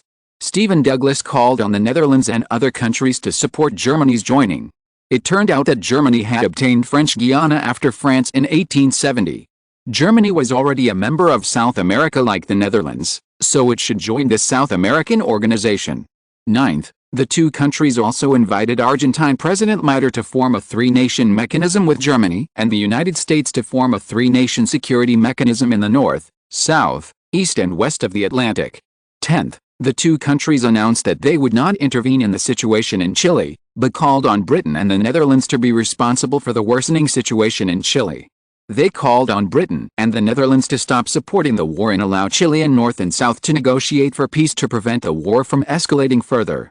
When the statements of the German and American prime ministers and presidents spread around the world, the top leaders of countries around the world immediately showed solemn expressions, especially Britain. British Prime Minister Clayton publicly stated, "The actions of the German Empire and the Confederate States of America are very puzzling. I don't think that Britain has damaged the interests of the two countries in the situation in South America, but we will choose to communicate more with the two countries instead of blaming each other. However, Britain will not give up its fundamental interests, just as the Confederate States of America in the south of the United States is Britain's ally. We will not give it up easily, and we will not give up our allies in South America, including southern Chile, which is being attacked by the northern Chilean government supported by the Netherlands, and the Argentine government ruled by President Mitre, which has a very close relationship with Britain." As they said, the interests of each country need to be maintained by its own government, and our government's actions in those places are exactly what they claim to do. Clayton's statement was immediately welcomed in Britain, but Disraeli, leader of the opposition Tory party, accused Clayton of not being tough enough. Disraeli, "We should not be so gentle and not just blame each other for a small move. Britain is unique in its international status. We should not be afraid of a heavy blow because we have the strength." So we think Prime Minister Clayton's approach is a bit too soft. In fact, we can be more urgent and severe. We should directly oppose the accusations of Germany and the United States and point out that it is not their turn to blame Britain's faults, especially when facing the United States and Germany on the issue of the Confederate States of America in the South. Britain should not back down but be tougher. After all, it is one of Britain's few most loyal allies and it should not be abandoned. Otherwise, there will be a domino effect. Following Disraeli's accusation, the entire Tory party pointed its guns at Clayton and the Whigs behind him. Naturally, the Whigs would not let the Tories guide British public opinion. So from London to Edinburgh, Dublin and other places, a British party accusation drama was staged. Compared to the large-scale discussion in the UK, the Netherlands is very low-key. Apart from the Dutch Ministry of Foreign Affairs summoning the German and American ambassadors to Melbourne, the Netherlands, to understand the content and express dissatisfaction with the two countries' misunderstanding of the Netherlands, there has been no further news. Although many people believe that this is because the Dutch election has covered up the huge influence of the quasi-alliance relationship between Germany and the United States, no one thinks that the Netherlands will turn a blind eye. At most, everyone thinks that this is waiting for the election results to come out before responding to this matter. After all, if the Liberal Party wins, the policies of the Gerrit cabinet government will continue. But if the Christian Party and the Socialist Party succeeded, then the new government would come to power on February 20, 1879. Whether it is domestic or foreign policy, there will be earth-shaking changes, so it is better to wait and see. Many people speculated that this might be the result that Bismarck and Stephen wanted. Chapter 713, Buckingham Palace is in turmoil? 1878, Dutch Prime Minister Gerrit de Vries, who is a member of the Liberal Party, interacted with party workers and volunteers after giving a speech at the headquarters of the Liberal Party National Committee in Adelaide, the capital of South Australia, on Monday. Gerrit did not have the strong appeal of Tallebeck, and because he was recently blocked by the Socialist Party and the Christian Party in his governance, his personal support rate continued to decline, which also affected the voting enthusiasm of the Liberal Party in the past week and had a negative impact on the Liberal Party's chances of winning. Although the Liberal Party currently controls both the Senate and the House of Representatives, if the 9 provinces and cities of Australia, New Zealand, and Tasmania really suffer a Waterloo-like defeat in the future, then in the future midterm elections in 1880, the elections of governors-general of overseas provinces and members of parliament throughout the Netherlands will have a chilling effect. Perhaps there will be a one-sided bias towards the Christian Party and the Socialist Party. At that time, as long as the alliance uses population as the standard for the number of members of the House of Representatives, after all, the population of the 9 provinces and cities on the Australian continent accounts for most of the Dutch whites, so the unit of one member of the House of Representatives is 100,000. The members of the House of Representatives in these population areas will fall into their pockets as the governor falls into their hands.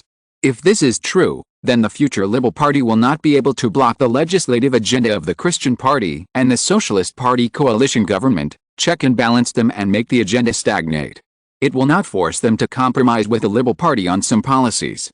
In addition, the Liberals will almost certainly stop the bills in the House of Representatives Special Committee that favor the influence of the Liberal Party, and in turn introduce bills to strengthen the influence of the alliance. The result of this election is not clear at present, but it will definitely result in a split Dutch parliament. The Liberal Party, which currently barely controls the Senate and the House of Representatives with a slight advantage, may even lose its ruling power in both houses. If even the Senate is taken in the future, the Liberal Party will lose the possibility of obstructing the Christian Party and the Socialist Party from appointing the highest Dutch judges and important cabinet officials, making this coalition government a lame duck. Buckingham Palace, members of the royal family are discussing this. In the royal living room sat Queen Victoria, Prince Edward, Prince Alfred, and Princess Beatrice. Prince Arthur was serving in South Africa, Prince Leopold was studying for a doctorate at the University of Edinburgh, and Princess Alice was not at the palace because she was married to the IXTH Duke of Argyll. This election will have a greater impact on the domestic affairs of the Netherlands than on its foreign policy. Queen Victoria said to her second daughter and Princess Beatrice, who replaced several sisters as the Queen's private secretary, if the Christian Party and the Socialist Party control 9 provinces and cities, and the Prime Minister is lost, then the Liberal Party will find it difficult to turn over in the next 4 years. In the parliamentary election, it will be suppressed and unable to move. Princess Beatrice nodded and said, yes, as long as the Christian Party and the Socialist Party do not make mistakes that are seeking death, then the Liberal Party needs to lie dormant. Crown Prince Edward said, the Netherlands is in chaos at the moment. It is time for us to launch more attacks in South America. Mother, I think this is the time to advance our relationship with Argentina and send more warships to Puerto Montt in southern Chile. I even think that we should send more land soldiers from South Africa to support Chile. If we lose Chile, then although we have the support of Argentina in the future, it will be difficult to guarantee that we will maintain control of the Strait of Magellan. He said sternly, we must ensure that southern Chile is under our control, otherwise we may lose control of several key maritime straits on which Britain depends for survival. At present, the Netherlands has previously set its sights on the Strait of Malacca, and now it has clearly set its sights on the Strait of Magellan shared by Chile and Argentina. Obviously, the Netherlands has launched an attack on our fundamental interests. We must fight back against them, otherwise they will think that we have surrendered to them. I do not agree with your statement, Your Highness Prince Edward.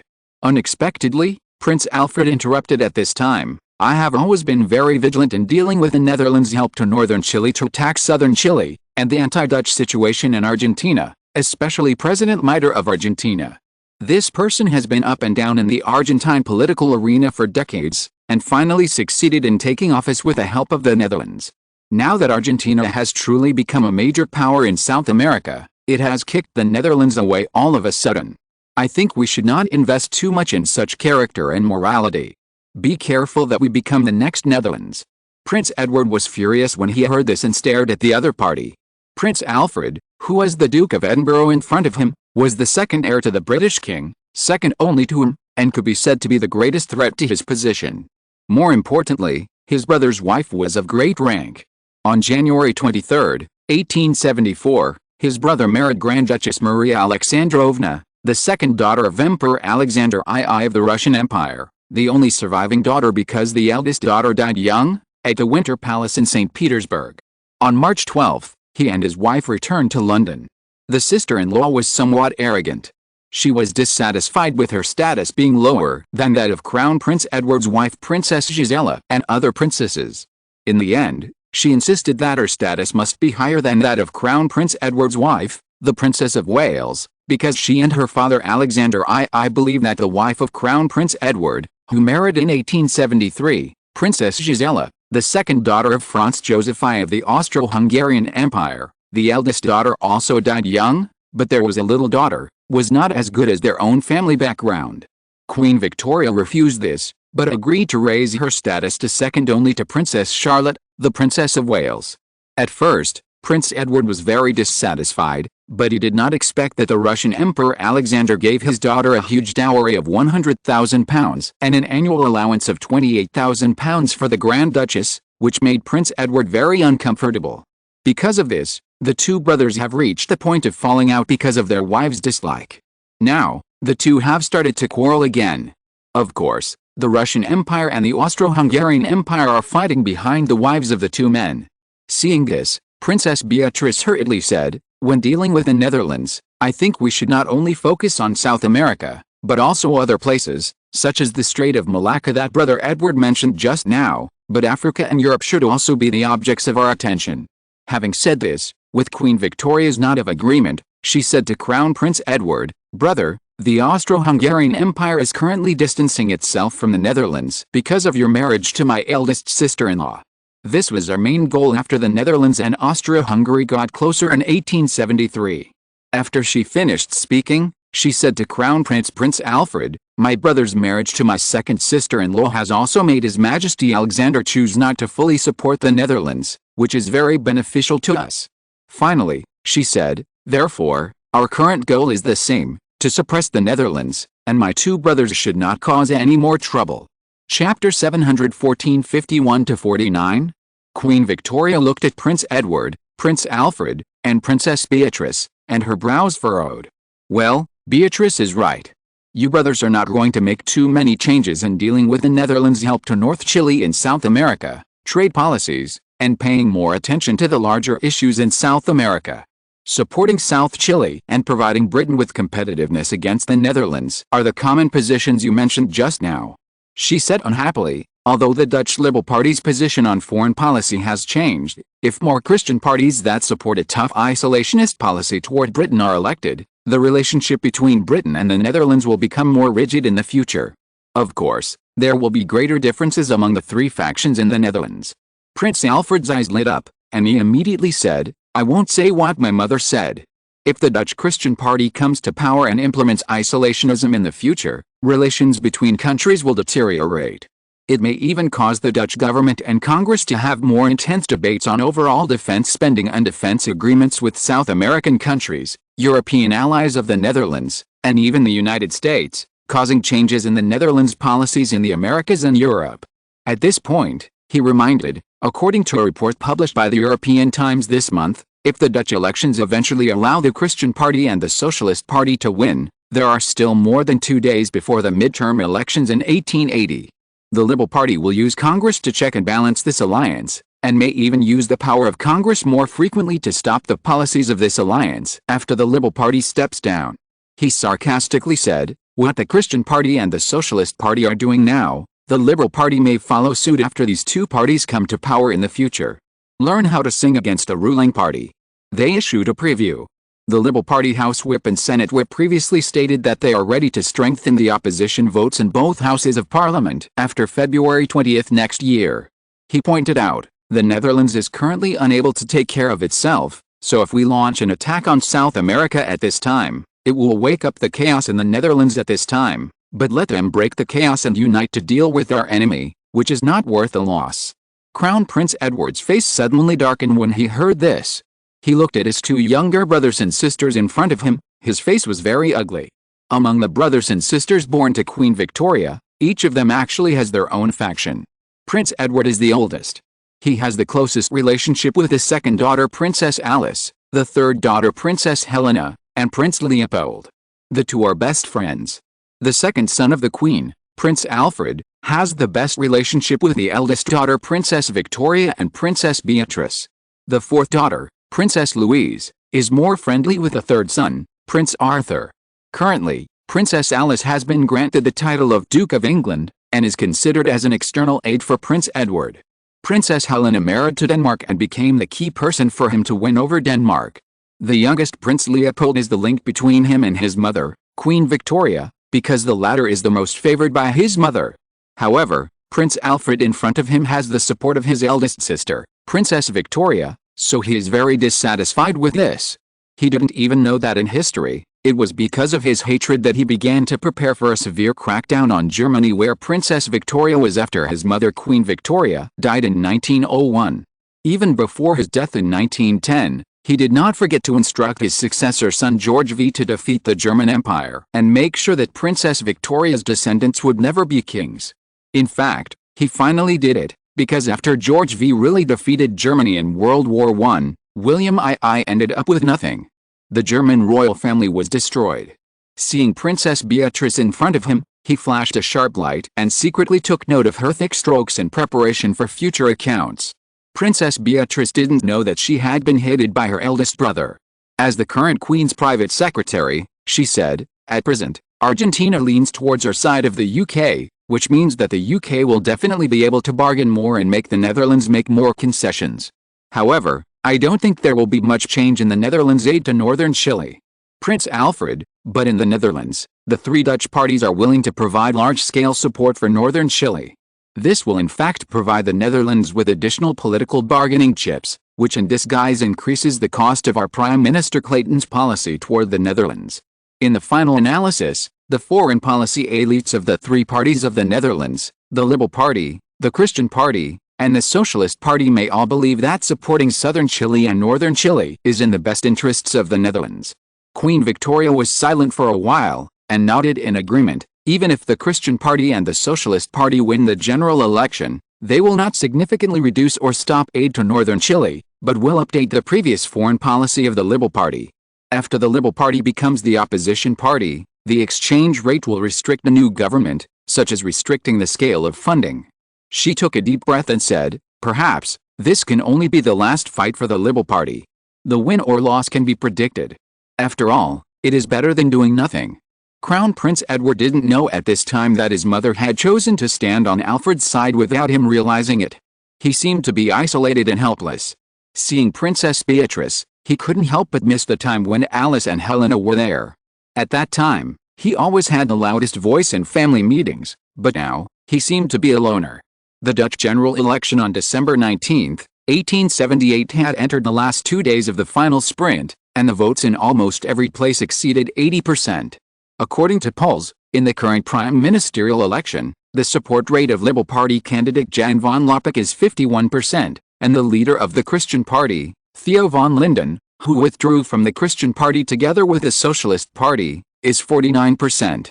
The difference between the two is only 2 percentage points.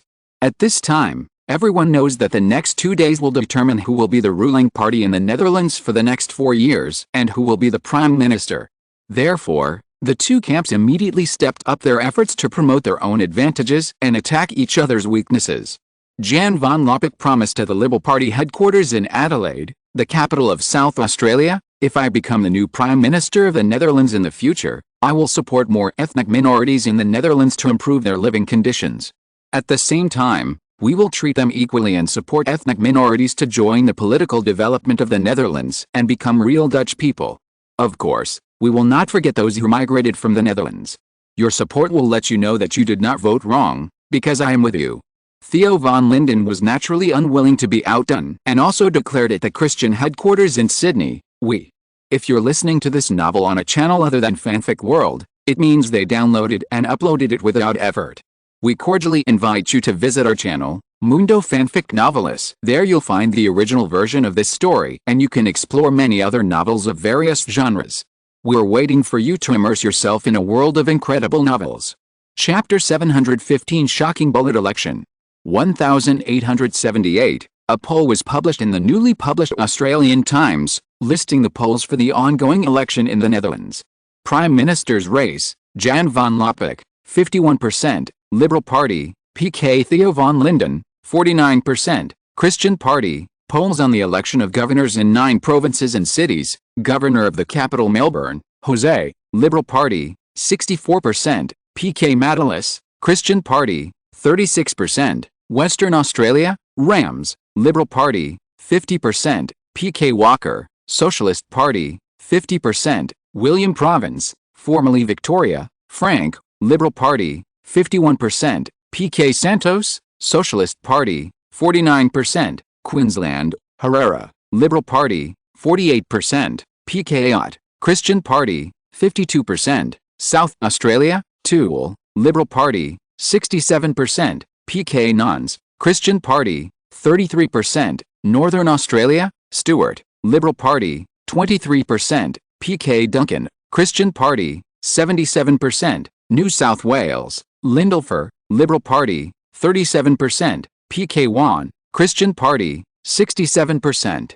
New Zealand, Ordonez, Liberal Party, 40%, versus Julio, Socialist Party, 60%, Tasmania, Maximo, Liberal Party, 36%, versus Abyss, Socialist Party, 64%. Looking at the poll published by the Australian Times, everyone could not help but see the intensity of the election. William Ivey also saw the report and had a rough idea of the election results like everyone else, but no one knew what would happen until the last minute. His eyes fell on it. From the polls, the Liberal Party has some confidence in taking Melbourne, William City, and South Australia, and it's a 50-50 tie in Western Australia. The Christian Party has an advantage in New South Wales, Queensland, and Northern Australia. The Socialist Party continues to stabilise its base in New Zealand and Tasmania, and is tied with the Liberal Party in Western Australia, and may also threaten William Province. Queen Alexandra said in confusion, "Under the current situation, it seems to be consistent with previous predictions." William Ivey and Queen Alexandra are discussing the issue of the election. Several children are currently in school age, so this is their world for 2 people. William Ivey shook his head. "If you think so, then you've missed something good." "What good things, you tell me," Alexandra said, and she rolled her eyes at William Ivey. "Speaking of which, one of them is 38 years old and the other is 34 years old. They are both middle-aged old couples, but when no one is around, Alexandra still likes the feeling when they first met in Denmark." Of course, William Ivey is the same. Therefore, he was not surprised. On the contrary, if this scene was seen by outsiders, it would be shocking. Jan van Lopik and Theo van Linden are relatively decent people, but don't forget that some people don't like this. William Ivey smiled. "So, before this election is over, everything is uncertain." Alexandra's heart suddenly moved, and she asked, "Jules Stanton of the Socialist Party." She showed a pleasing light. Could it be that the Socialist Party has other trump cards? Impossible. If there is, it would have been used long ago. Why hasn't it been used until now? William Ivey smiled. "Some tricks, if used earlier, will not have much effect. Good timing will achieve the greatest efficiency." Alexandra, elections are a very delicate subject. Although it is short in time, the preparation time is 4 years in a cycle. From the end of the election, we start preparing for the election 4 years later. So, there are a lot of knowledge involved. Queen Alexandra said with some dissatisfaction, I don't believe it. Your guess is so accurate. William IV smiled. Don't believe it.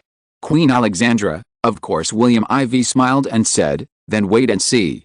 As soon as William IV finished speaking, he suddenly found that the chief guard of the palace, crew, hurried in. After obtaining permission to come in and perform the rituals, he said with a horrified look, Your Majesty, there was an incident in the Western Australian election. Walker, the Socialist Party candidate for Governor-General, was shot twice, and the election site was in chaos. On the morning of December 19, 1878, the world was using telegraphs to spread a message quickly. In the election of the Kingdom of the Netherlands, which was known as the world's first three-party election, a shooting incident occurred.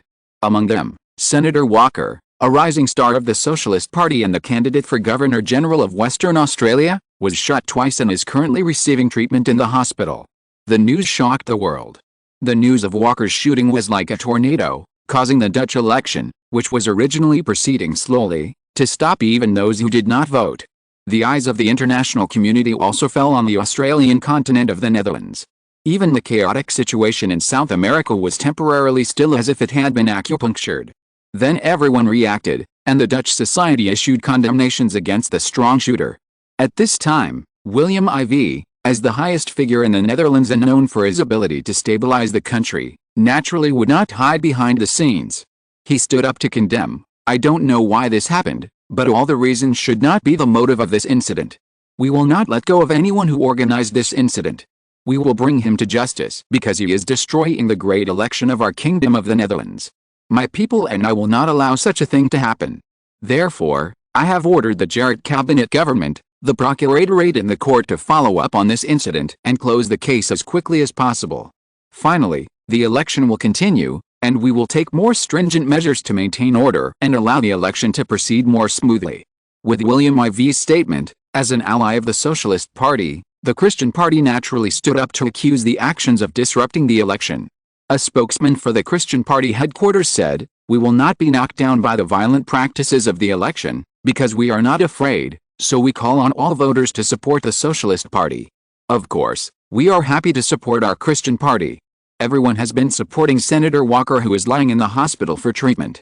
He will not be knocked down. The Liberal Party naturally made it clear that this was accusing them of being suspects, so the Liberal Party took measures to get rid of active service. However, this time, even Western Australian Senator Rams, the governor candidate, did not dare to attack Walker. As a result, many votes, even many of the Liberal Party's original floating votes, leaned towards Walker. Not only that, even in other places of the Socialist Party, such as William Province, the Liberal Party candidate Santos originally only had 49%, which was lower than the Liberal Party's 51%. At this time, he also began to receive a large number of votes from voters. And it was public support. This immediately made the Socialist Party seem to have a blessing in disguise. Chapter 716, Liberal Party Defeat. 1878, the penultimate day of the elections for the Prime Minister of the Kingdom of the Netherlands, the Australian mainland, New Zealand, Tasmania and other 9 provinces and cities, Walker, the Liberal Party candidate who was campaigning on the streets of Perth, Western Australia, and Hester, the Socialist Party House Whip who was there to support his campaign, were shot by gunmen in the crowd. One bullet grazed Walker's belly and the other bullet hit his knee.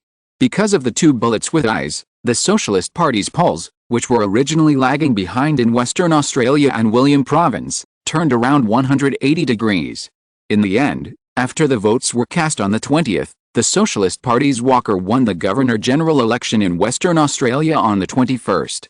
The Socialist Party won the Governor-General seats of Western Australia and William Province, and was sitting tied in New Zealand and Tasmania. At the same time, Santos, who represented the Socialist Party in the election for Governor-General of William Province, had already occupied 65% of the 90% of the votes, locking in victory in advance. Taiwan, the Socialist Party has occupied 4 of the 9 provinces and cities. Even if the Christian Party wins Queensland, it will only have 4 seats, the same as the Socialist Party. The Socialist Party has jumped from 3rd place to become the party with the largest victory in this election. At the same time, the international community has condemned the bullet election in the Netherlands, but many people have also begun to ridicule the Netherlands. Disraeli, the leader of the British Tory party, sarcastically said, The bullet passed through the skin of Walker's knee and came out from the other side. The stray bullet even hit the innocent people in the audience. It has so destroyed the fragile illusion of the Western Australian election in the Netherlands. The bullet election phenomenon is also a satire on the Dutch democratic election. It will deeply penetrate into the memory of the democratic system and become a shadow that will not be covered by the high or low results of the post-election vote. In addition, after the Socialist Party won in Western Australia and Williamtown due to sympathy points for Walker's injury, the Christian Party, in the name of the Socialist Party's ally, spread propaganda everywhere, suggesting that the Liberal Party was the murderer of the shooting, which made the Christian Party finally win with 50.5% to the Liberal Party's 49.5%.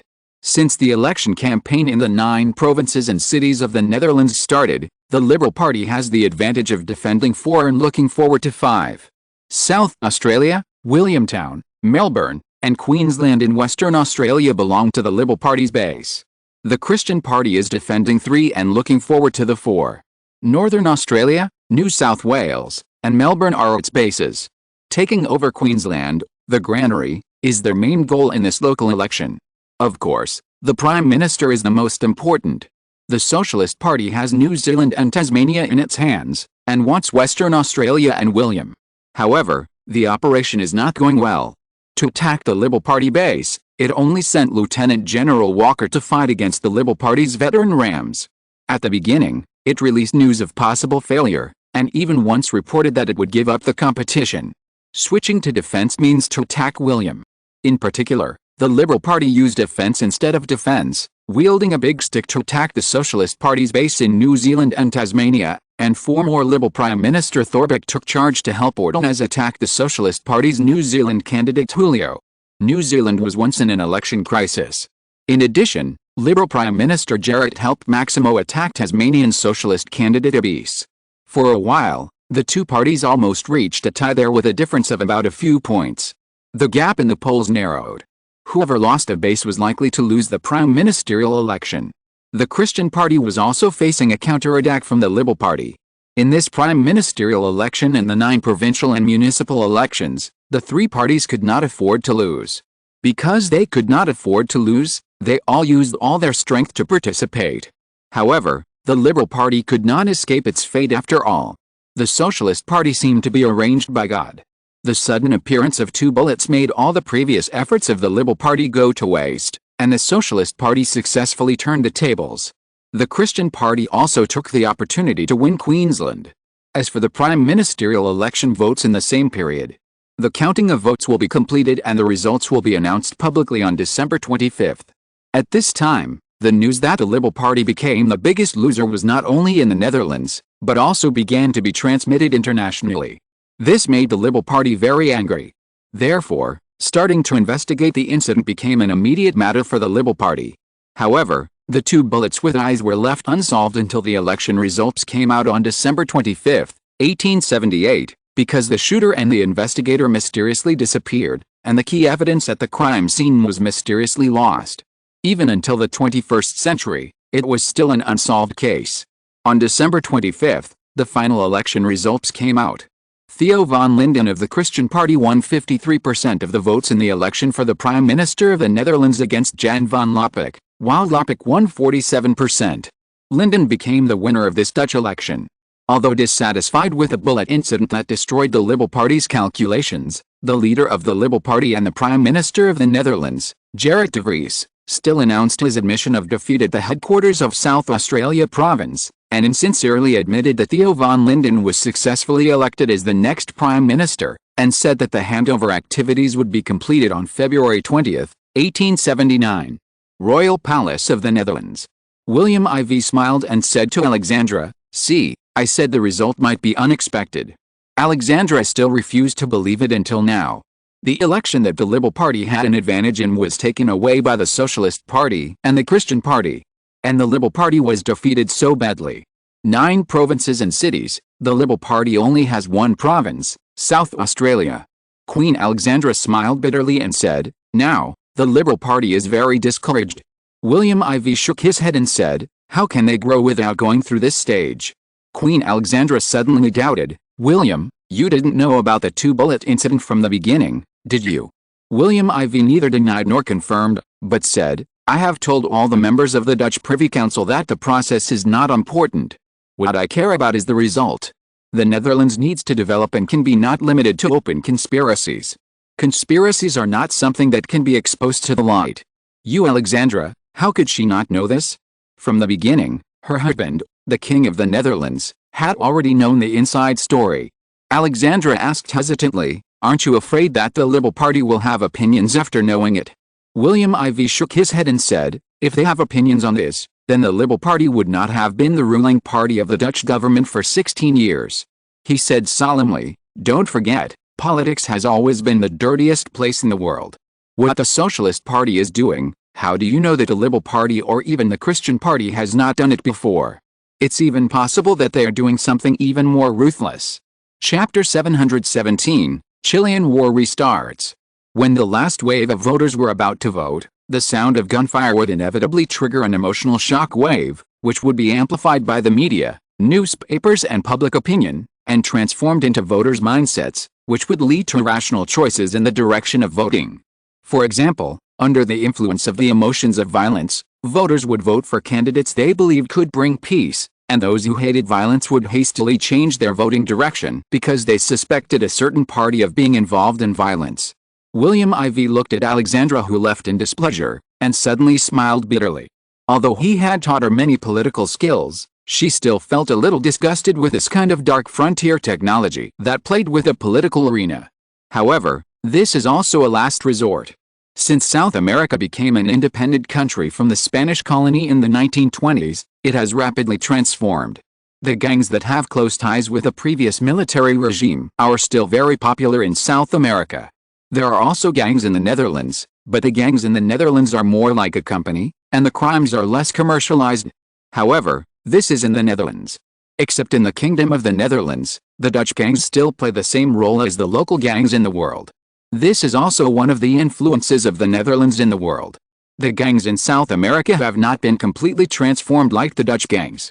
The gangs in South America have conducted secret transactions with politicians, and the space for manipulating grassroots votes has not been narrowed to the maximum extent.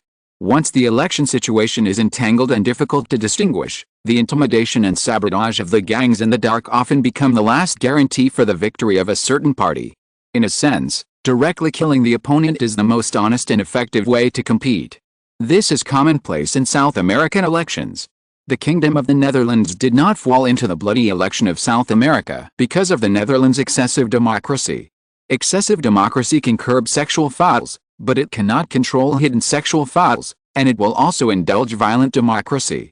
William IV secretly said, "Violent democracy encourages some bad politicians to seek a third solution." Now South America follows the Netherlands in the democratic election regime. These small and medium-sized countries in South America have achieved democracy or tried democracy in various ways and forms. They have gone through many detours. For example, Ecuador's president rotates like a revolving lantern, and cabinet ministers often resign because of corruption and ticket scandals.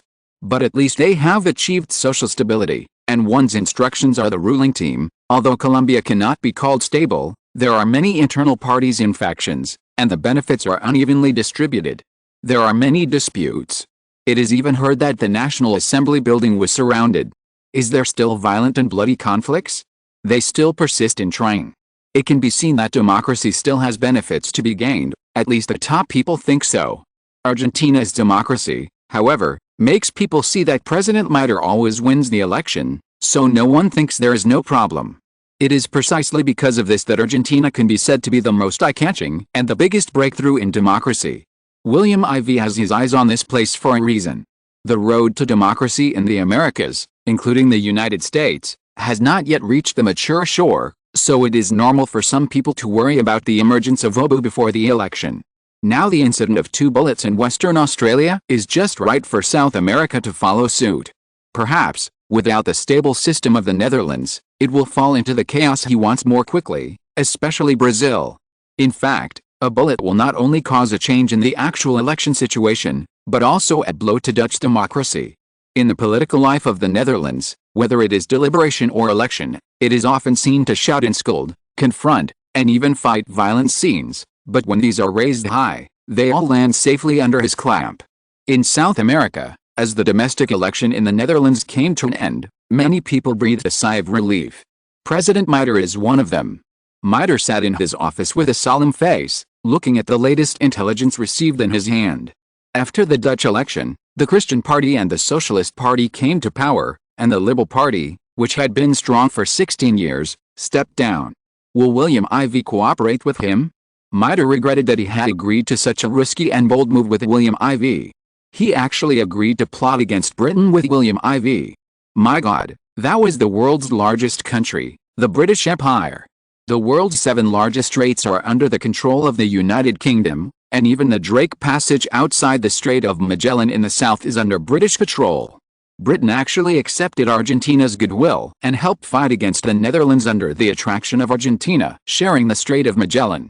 Meijer said in a trembling voice, "This is all William IV's calculation that Britain will be fooled, and the result is indeed so." The British hit it off with his good intentions. After that, Argentina's falling out with the Netherlands made Britain no longer doubt it, and it invested all its efforts in supporting Argentina against the Netherlands. At present, Britain has supported Argentina in actual actions, including supporting 25,000 rifles, 50 cannons, and more than 5 sailing warships. At the same time, Britain vigorously purchased Argentine grain at a high price to support Argentina's industrial factory technology. The most important thing is that Britain actually agreed to help Argentina build a high-level university. This is something that the Netherlands is unwilling to support. The Netherlands has always liked to let students from various countries study in the Netherlands, rather than helping to build universities locally. This is obviously digging young talents from various countries. To be honest, if the Netherlands had not cooperated with him in Argentina for nearly 20 years, he would rather make a fake play and mess with Britain. At least Britain is really good with Argentina now that it has no relatives. Unlike the Netherlands, it has too many relatives, so it gets too little. But it was just a thought. He knew how cruel the methods of William IV of the Netherlands were. Once you're on the pirate ship, don't even think about getting off easily. Thinking of this, President Meijer shook the phone next to his desk. This phone was only developed by the Netherlands in the first half of this year. Now, less than 1/10,000th of the country's population can use the phone in Argentina. After dialing the number, President Meijer paused, and then said coldly, "Order the 30,000 troops stationed in Mendoza to feint an attack on Santiago, and then let the 10,000 troops in San Carlos in the south march to Puerto Montt in the west, under the banner of supporting the government of southern Chile and helping them to quell the rebellion in northern Chile. Remember, the north should not fight directly, but the south can directly enter Puerto Montt." After he explained everything, he leaned back on the chair behind him weakly. South America, the wind is going to blow again. Chapter 718 Zeppelin. 1878, a secret airship stop was made in the suburbs of Broken Hill in western New South Wales, Australia. A huge airship landed slowly, and William IV walked out with his chief of staff Mark Rudd, 66 years old, and others. Afterwards, the two drove a latest version of Daimler toward the city of Broken Hill in the west. Daimler, with 2 Dutch tricolor flags on the left and right sides of the front of the car, drove slowly. Since it only had a windshield but no top cover, it was an open car. The breeze blew gently, blowing the wheat and branches on both sides of the road. Next to this Daimler, there were also more than 10 Mercedes-Benz guards on both sides, and then 20 motorcycles drove to the front and back, 10 each. With such a large-scale convoy walking on the road, they attracted the attention of passers-by. Under this attention, the city of Broken Hill was getting closer and closer. In the middle of the dale, William IV leaned on the soft seat in the back row. The chief guard and bodyguard Truman beside him cleverly took out a box of Dianxing and handed it to him. William IV put one of the pieces into his mouth without hesitation and chewed it. It tastes good. This mung bean cake is worthy of the famous flavor spread from the Far East to Southeast Asia. William IV had just arrived at the Broken Hill airship stop in the west of New South Wales, Australia, after taking an airship from Melbourne the day before yesterday and stopping at many stations along the way. William IV went to Broken Hill, the most important Air Force test base in the Netherlands. It is the largest airship base in the Netherlands and is preparing to hold an airship show. Although the Netherlands has been very calm during this period and seems to have not been affected by the situation in South America, it is uncertain in the future. If someone comes to the door one day, it will be bad. So during this period, the Netherlands has prepared all the land, sea and air forces in the country to prevent any accidents. The motorcade slowly arrived in front of the Dutch Royal Palace in Melbourne. William IV stepped down from the dilemma, glanced casually at the quiet street, and walked into the palace. As soon as he stepped in, he was greeted by the Air Minister Leon Booker, former Deputy Minister of the Navy, Governor-General of the Netherlands in Africa, and his entourage who had been waiting here for a long time. "Greetings, Your Majesty." William IV nodded, walked inside, and asked, "How are the developments in airships going recently?" Leon Booker followed him and said, "Currently, there are more than 100 airships in service in the Netherlands." William IV paused, then started walking and asked, "Tell me about it." Leon Booker said patiently, "It's 51 meters long, with a maximum diameter of 9 in the front, and is powered by an electric motor in the battery palace. We have successfully untired it many times with a company of observers from the Royal Netherlands Academy of Sciences. The current flight altitude is 100 meters high, and the cable is dropped to be pulled down and fixed by the ground." William IV stopped when he heard this and asked, "This kind of equipment is very bulky and difficult to descend. That's why I dare not send airships to the battlefield. Your first generation of airships has too many flaws, and I am a little reluctant to use them on the battlefield. I heard that there has been a lot of progress this time. Tell me about it." Leon Booker was embarrassed when he heard this, but he quickly adjusted his mood and said, "Our new airship has made great progress this time. Its biggest feature is that it is the first in the world to use a hard frame. The frame is composed of a longitudinal abdominal beam and 24 long poles as well as an A16 jet frame. A large number of longitudinal and transverse guy wires are used to enhance the structural strength." He saw that William IV was listening very seriously, so he also increased his efforts and said, "The airship structure is covered with a layer of waterproof cloth, and there are 17 airbags inside the hull." William IV suddenly asked, "What is the volume? What is the buoyancy?" Leon Booker asked, "The total volume is 1.2 million cubic meters, and the total buoyancy reaches 213 tons. He smiled and said with some pride, "It is 5 to 6 times larger than the previous soft airships. Moreover, because the multiple airbags can also play a role similar to the watertight compartments on ships at sea, the safety of the flight is greatly improved." William IV, 13 tons, based on a weight of 70 kilograms, that means it can only carry less than 20 people. If weapons are included, it will be even less. But at this level, it is not bad. It can be considered an upgrade. He asked, "By the way, I heard that the designer of this airship is of German descent from Germany." Leon Booker nodded and said, "Yes, he was originally a noble from the Duchy of Baden-Württemberg, but his family was dissatisfied with the rule of Berlin at the time, so they began to immigrate to Amsterdam in 1866. Later, in 1870, when he saw us move the capital to Australia, he also came to Australia.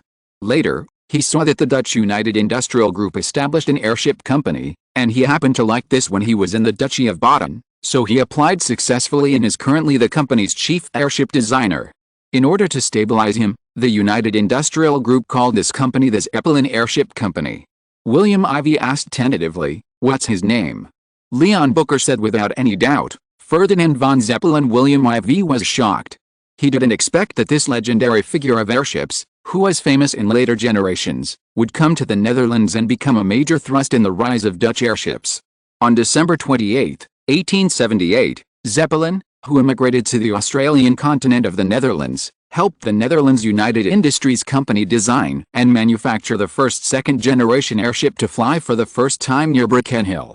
The airship used an aluminum shell wrapped with metal wire, and the aluminum shell was wrapped with cotton cloth with 16 hydrogen bags.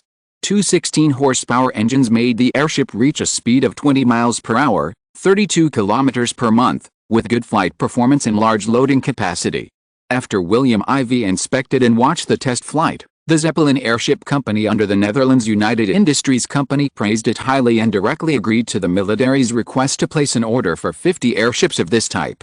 His peers also placed 20 commercial orders with the Ministry of Transport. William IV naturally had reasons to be happy, because according to history, the Zeppelin airship was supposed to appear in Germany around 1900, but now it appeared in the Netherlands and Australia nearly 20 years earlier. They had shown great power in the First World War. After the outbreak of the First World War, the German Army and Navy established their own airship units. Both the German Navy and the Air Force's airships began to bomb the British after the war, which played a very good role. Who said that the king was idle? William IV was going to kill someone. He had just accepted the Zeppelin airship at Broken Hill, the Air Force headquarters in western New South Wales, and he followed Sydney to participate in the electric light invented by Edison. There was no way. This was a grand press conference of the East India Company supported by the Christian Party. Edison also invented power plants to generate electricity. It can be said that this will be recorded in the history of global science and technology. I, William IV, will naturally not let go of my identity as a bystander. Chapter 719 The Five-Nation Alliance sets out. In the 1870s, Europe began to enter the era of the electric revolution. Not only large enterprises, but also small enterprises have adopted the power of action, that is, electricity. At first, one-engine equipment worker should be a house or a street lighting electricity. People call this kind of coal station residential power station. The power generation is very small. However, with the growth of electricity demand, people began to propose the idea of establishing an electric power production center, but the research and development of the electric science project throughout Europe has tried its best, but it is difficult to develop a product that can achieve this goal. On January 2, 1878, the first day after New Year's Day, not far from the headquarters of the Edison Electric Company of the East India Company in Sydney, Edison built a power plant with 6 generators under the observation of many scientific and technological workers of the Royal Netherlands Academy of Sciences. In fact, before that, in June 1878, he had already built a central power plant with one engine on a test site of his company. A month later, 2 more power plants of a certain scale were built and put into operation.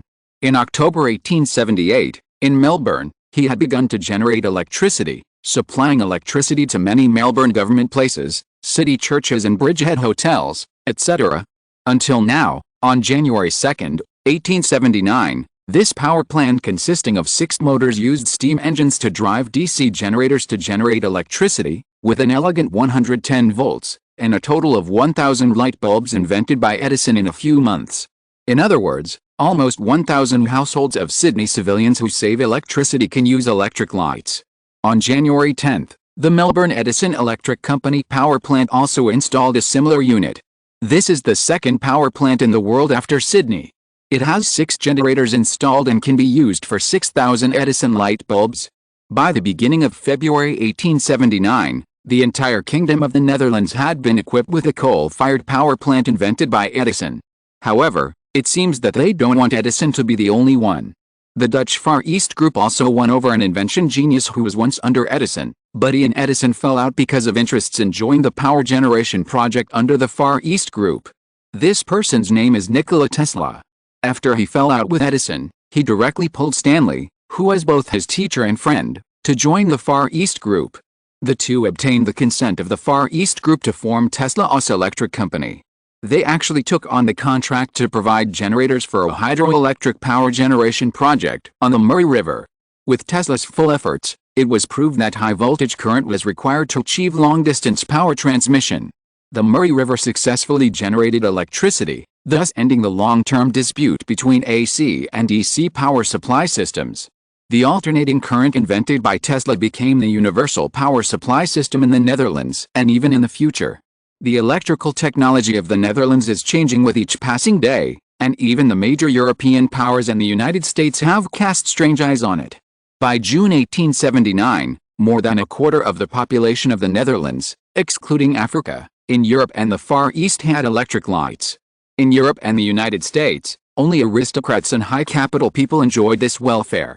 This is something that the middle class and the lower class of society around the world envy. South America, Chile. Half a year of silence has made the situation in South America much more stable. Ordinary people throughout South America began to return to their previous peaceful lives. However, in Chile, both the South and the North were actively preparing for war. When the morning light spread over Santiago, a rare plane in Chile, Martinez, the Secretary General of the Five Nations Coalition, received an order from William IV to lead a total of 50,000 troops of the Five Nations Coalition to the east of Santiago to confront the 20,000 Argentine troops stationed in Mendoza, Argentina. The banner raised was to oppose Argentina's interference in Chile's internal affairs. Martinez naturally led his troops eastward after informing the president of North Chile, Artur Lozon, and soon arrived at the border between Chile and Argentina. On February 15, 1879, Argentine President Mitre held a press conference in Buenos Aires to oppose the Five Nations Coalition's entry into the border between Chile and Argentina. I don't think this is what a friendly country is doing. North Chile has acted hostile to Argentina. Although Argentina has always been very friendly to Chile, when faced with unreasonable and hostile behavior, we will do what is in our interests. When asked what approach, Mitre said with a smile, our counterattack was very powerful. In response, Artur Lozon of northern Chile sarcastically responded in Santiago, Argentina's so-called friendship with Chile means helping southern Chile to deal with us? Are they adding 30,000 Argentine troops to the southern part of Puerto Montt to support them in dealing with us? We have always been very suspicious of Argentina, because Argentina likes a cowardly and divided Chile, so that Argentina can better control Chile, a weak country. Therefore, I cannot agree with President Mitre's actions this time, because I have always believed that Argentina is actually hostile to northern Chile rather than friendly. Artur Lozon's actions angered the Argentines. On February 18, 1879, the Argentine Ministry of Defense announced an increase of 20,000 troops, but not to support southern Chile in the south, but to go directly to the Mendoza area. Obviously, with the previous 30,000, a total of 50,000 troops were used to fight against the 50,000 five-nation coalition forces stationed in Santiago. On the other hand, Argentina and Chile's quarrel made other South American countries dissatisfied. As a big country in South America, Argentina should not interfere in Chile's internal affairs. We support northern Chile's cooking and we oppose Argentina's intervention.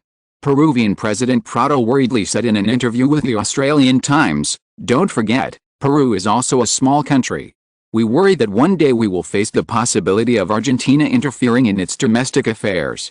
Therefore, Argentina's approach is not only unpopular in Peru, but also in countries close to Argentina such as Bolivia. Therefore, we call on Mitre not to continue making mistakes." Ecuadorian President Merino made it very clear that the reason we formed a five-nation coalition is to maintain the security of small countries. After all, when facing a large country with an army of hundreds of thousands, our country's population determines the size of our army. Moreover, the military modernization of other countries like South Korea and Argentina is far behind. So I think the five-nation coalition is the best choice. We call on Argentine President Mitre to abandon his ambitious plan, return to the original peace track, and maintain peace in South America. Chapter 720, The New Dutch Cabinet Government appears. 1879, in the Kingdom of the Netherlands, the Liberal Party government officially completed the handover of power to the coalition government composed of the Christian Party and the Socialist Party. On February 20, 1879, the new Dutch cabinet government officially came to power.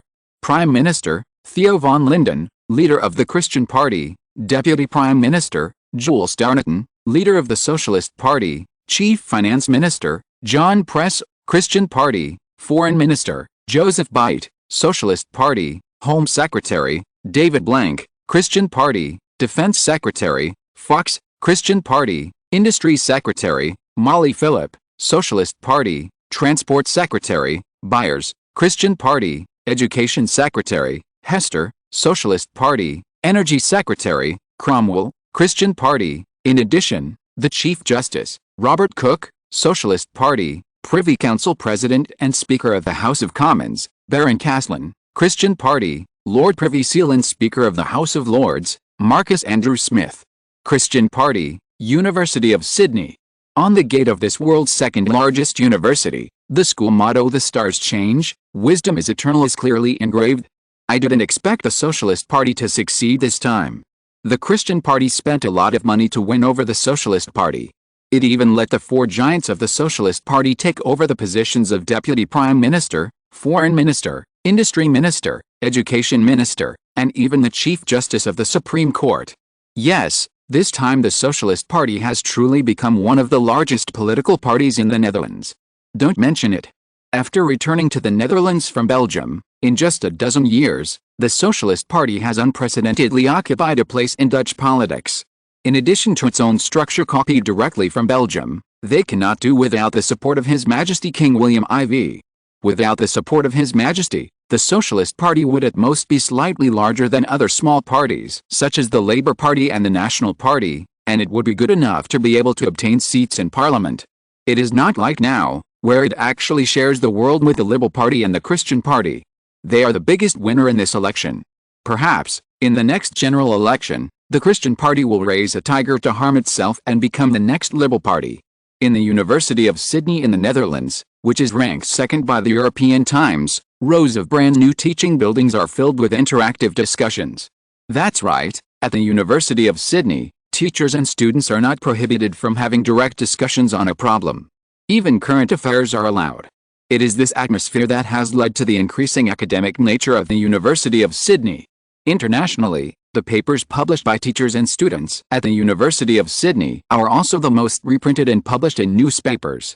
Because of this, the University of Sydney even surpassed the University of Cambridge in the UK and was hailed as the most desirable university for liberal arts students around the world. As for the University of Melbourne, which ranks ahead of it, it is the most desirable place for Dutch science students. William Ivey walked along the way, watching these teachers and students arguing over a problem, and couldn't help but smile knowingly. He couldn't help but sigh. This is the academic atmosphere. He turned his head and teased Herman van Perron, the president of the University of Sydney, who was following him. Professor Herman is indeed a world-renowned current affairs commentator. Even students are discussing current affairs in class. Before Professor Herman, the people around him would laugh softly. Herman van Perron suddenly laughed bitterly. There's nothing we can do, they can't change it, haha. This old sly guy. He was clearly the one being talked about, but he blamed the student. But William Ivey would naturally not blame him. He said to the people next to Herman van Perron, "You are all from universities all over the Netherlands. Currently, the Netherlands has 56 universities, and you are the presidents or acting presidents of 45 of these universities. In the international university rankings published in the European Times last year, your universities were all within the top 200 in the world, which is very good, but pressure is motivation. In the future, my idea is that as the population increases, the population of the Netherlands will double in 20 years. Correspondingly, the higher education of universities in the Netherlands must keep up, or even exceed the current level. Therefore, my next plan here is that by 1900, there will be 100 colleges and universities in the Netherlands, and you will be a member of these 100 Dutch universities, and even a witness and promoter. At that time, the vice presidents or deans around you may be the leaders of these new universities." William Ivey said righteously, "So, after you return to your respective schools, use your teaching methods and management models, and work hand in hand to train them to become new university leaders in the Netherlands. At that time, you will be the greatest contributors to the Netherlands." William Ivey's words surprised everyone present. Even Herman van Perron was the same. There are now 45 universities in the Netherlands, and if you double it, it will reach 100. The human and material resources are huge. The University of Sydney is an institution of higher education and research center in the Netherlands. In the 1878 World University Rankings, it ranked second, surpassing Oxford University and Melbourne University, second only to Cambridge University.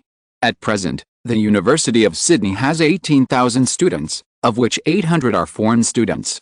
The number of teachers has reached 1,300, of which 150 are professors. The four major colleges of law, humanities, social sciences, and natural sciences at the University of Sydney have established 80 departments and nearly 800 courses. More than 30 activities are organized every year, and the annual fiscal budget exceeds 50 million Dutch guilders, of which 20% is used to research new technologies. It was precisely because he knew the difficulty of running a world-class university that he felt pressured by the 100 universities mentioned by William Ivey. He couldn't help but smile bitterly at Owen, the president of the University of Melbourne next to him. Owen naturally knew what he wanted to say. Owen was a science student, so he naturally wouldn't care about anything, so he said, "Your Majesty, if you want to run a university, teachers and students are equally important, and teachers are hard to find." Seeing William Ivey looking at him, he cried a little. Take the University of Melbourne as an example. We are currently the university with the most comprehensive disciplines in the Netherlands and even the world. Especially our Melbourne science is the best in the world. The School of Mathematics and Physics has metallurgy, theoretical physics, mathematics, space physics, particle physics, etc. The School of Biology has botany, zoology, microbiology, ecology, radiation biology, natural resources, animal physiology, oceanography, cell science, neuroscience and neurophysiology, emerging genetics and immunology, etc., which are enough to give ordinary people a headache. The School of Chemistry has biochemistry, organic chemistry, chemical analysis, analytical chemistry, structural chemistry, physical chemistry, metal chemistry, applied chemistry. My God, it's still a headache just thinking about it. The School of Earth Sciences is even more speechless. Geology, geography, mineralogy, petroleum reserves, geochemistry, surveying, etc. are the strengths of the University of Melbourne. In addition, there are economic history, social work, environmental psychology, economics and employment, public affairs management, public administration, sociology, statistics, social anthropology, social development, education, information processing, international economics, political science, business management, demography, human geography, social psychology, international relations, and social policy in the School of Social Sciences. At this point, Owen smiled bitterly and said, "First-class universities are really difficult to run, so Your Majesty, can you provide more in the budget?" William IV ignored him and went straight to the principal's office. "Want a budget? There is plenty of social capital. You can't use university project research to invest." Chapter 721 Critical Realism in the Netherlands. The 19th century, with the establishment and development of the capitalist system, the contradictions of European and American society and the drawbacks of private ownership became increasingly apparent. Europeans had to observe reality calmly and objectively analyze the Western society led by Europe. At the same time, with the development of science and technology, the rise of the German Empire, the United States and the Netherlands, new ideas also emerged in literature in various parts of the West. The formation of the two major trends of classical philosophy and utopian social thought in these three places enhanced your ability to observe and analyze society. Against this background, the critical realism literary trend emerged and soon developed into the mainstream of European and American literature in the mid to late 19th century. Especially since the 1830s, realism has gradually become the main trend of literature. By this time, classicism has almost disappeared and romanticism has taken a backseat. Realistic literature implies the description of life. Many works are also called critical realism literature because of their strong criticism of the existing order. These works thoroughly analyze the conflicting trends of human behavior and depict the struggles of individuals in overcoming the setbacks brought by the surrounding environment. Realists like to use the form of novels, so the creation of novels has seen an unprecedented prosperity. The reason why the trend of critical realism literature is popular is that after the Industrial Revolution started in Western Europe, the capitalist economy developed rapidly, and the inherent contradictions and drawbacks of the capitalist system were gradually exposed. Realistic literature that truly reflects real life, exposes and criticizes the darkness of society gradually became the mainstream of literature. It even evolved into a literature that emerged in Europe in the 1830s, describing life according to facts and making strong judgments on the existing order. Among the best are The Red and the Black by Stendhal, a French critical realist writer. On February 25, 1879, Dutch social reform thinker Henry Lloyd published a novel at an alumni meeting hosted by the Institute of International Affairs at the University of Melbourne. It directly accused the United States of having fake elections in the past and insinuated the fairness of the United States election this month. His critical novels made all those who disliked the United States shine. In particular, British newspapers have published this novel one after another. In the report, he directly pointed out that from 1861, when the Civil War broke out in the United States, to 1866, the North won but the South became independent. At this time, the capitalist economy of the United States developed rapidly, monopoly capital was formed, and the state political regime was controlled. The two-party system was implemented internally. Under the guise of democracy and freedom, cruel class oppression and exploitation were implemented, and capital was exported externally to plunder and expand. He then directly accused the election of the President and Governor of the United States. The governors of each state were elected by the two parties. The Democratic Party and the Republican Party each won votes and spent a lot of money to buy votes to win the election. The two parties attacked each other and did not hesitate to spread rumors and slander each other. This dark social reality is reflected in Henry Lloyd's novel Election for President and Governor, which depicts a wonderful satire of the democracy of the United States. The novel was published 13 years after the end of the Civil War in the United States, and after 1879, when the two parties jointly formed a cabinet government for the first time in the world's history. His novel immediately triggered a wave of modern European literature. European literary writers have given high praise, and Henry Lloyd seems to have become the leader of new critical literature. In this novel, as soon as the war ended in 1866, Johnson, who succeeded the assassinated President Lincoln as the President of the North, pardoned some of the rebellious Northern slave owners and absurdly proposed to accept the rebellious Southern states to rejoin the United States on the principle of equality. At the same time, Northern speculators, Southern slave owners, and the notorious KKK were rampant. Under the pressure of the struggle of the American people, the U.S. Congress even passed a decree to rebuild the South, and successively promulgated the Black Civil Rights Act and promulgated the Constitutional Amendment. However, writing on paper is one thing, but actually doing it is another. But Henry Lloyd sarcastically pointed out that the South did not care about the North at all, and continued to be independent. He pointed out that his novel was inspired by the United States partly from this background. In this novel, the candidate of the Independent Party is a decent person in terms of character, but a coward in terms of willpower. He was helpless in the face of the unscrupulous slander and frame up by a group of political hooligans, his opponent, and gave in step by step until he withdrew from the election. On the one hand, this result was naturally caused by the external evil being too strong and too mean. On the other hand, it was due to the independent candidate's own blind concessions. In a sense, the tolerance and cowardice of the Independent Party members themselves led to the rampant evil. The performance of the independent candidate in the gubernatorial campaign was weak and vulnerable. In the face of anti-democratic behavior, he was criticized for being unable to bear it and had no way out. This reflected the real scene of American politics at that time. People could only sigh in the face of hypocritical democracy. The world-renowned British writer Dickens was shocked after reading the entire novel, so he made a long comment on the novel in the London Times. Dickens's powerful influence immediately promoted the novel greatly.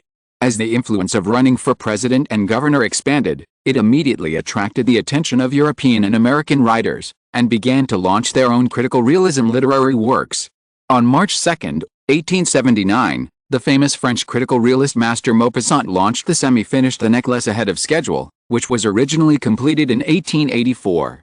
This novel created the image of a petty bourgeois woman, thereby satirizing and criticizing the vanity and pursuit of pleasure in capitalist society. On March 10, 1879, the new American writer O. Henry launched The Policeman and the Anthem, which describes a poor, unemployed, homeless tramp who deliberately committed crimes in order to go to prison to settle down. He did not achieve his goal after several troubles. Later, he wanted to turn over a new leaf, but the police arrested him. This work exposed the dark reality of capitalist society and reflected the life and spiritual suffering of the lower class. It resonated greatly in the United States, and with this work, he became a well-known writer in the United States.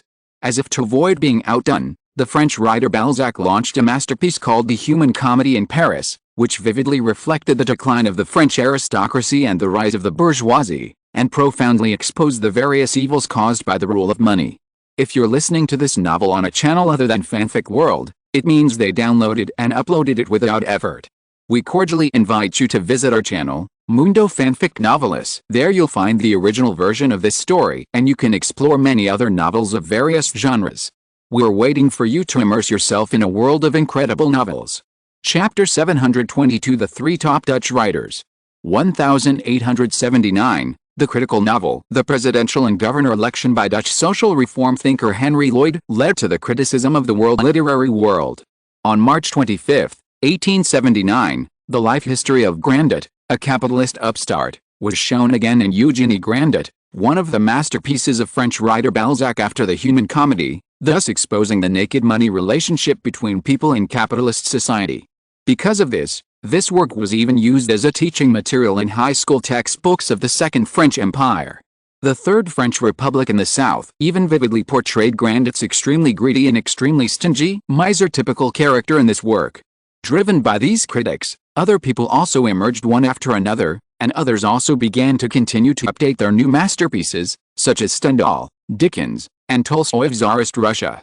In addition to them, There are also Maupassant's My Uncle Jules. Dutch progressive writer Mark Twain also published a book Running for Governor, Chekhov's Chameleon in the Tsarist Russian Empire, Daudet's The Last Lesson, and August Strindberg, who immigrated from Sweden to the Netherlands.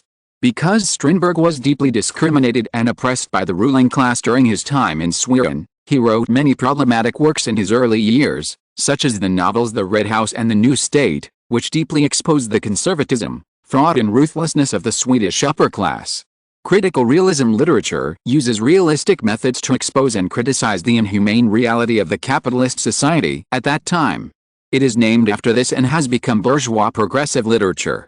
However, due to the limitations of class and time, the only way to judge realist writers is to use humanitarianism as an ideological weapon, attempting to prescribe a remedy for society with humanitarianism and reformism.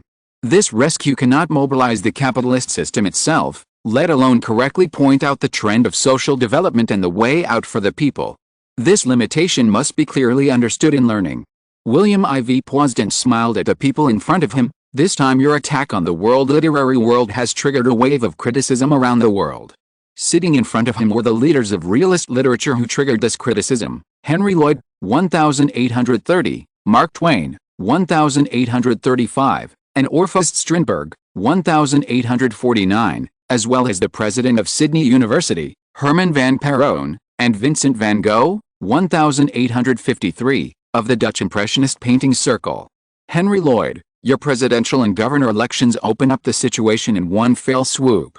Following Mark Twain and August Strindberg, you brought Running for Governor and The New Nation and immediately surpassed France to become the leader of new criticism.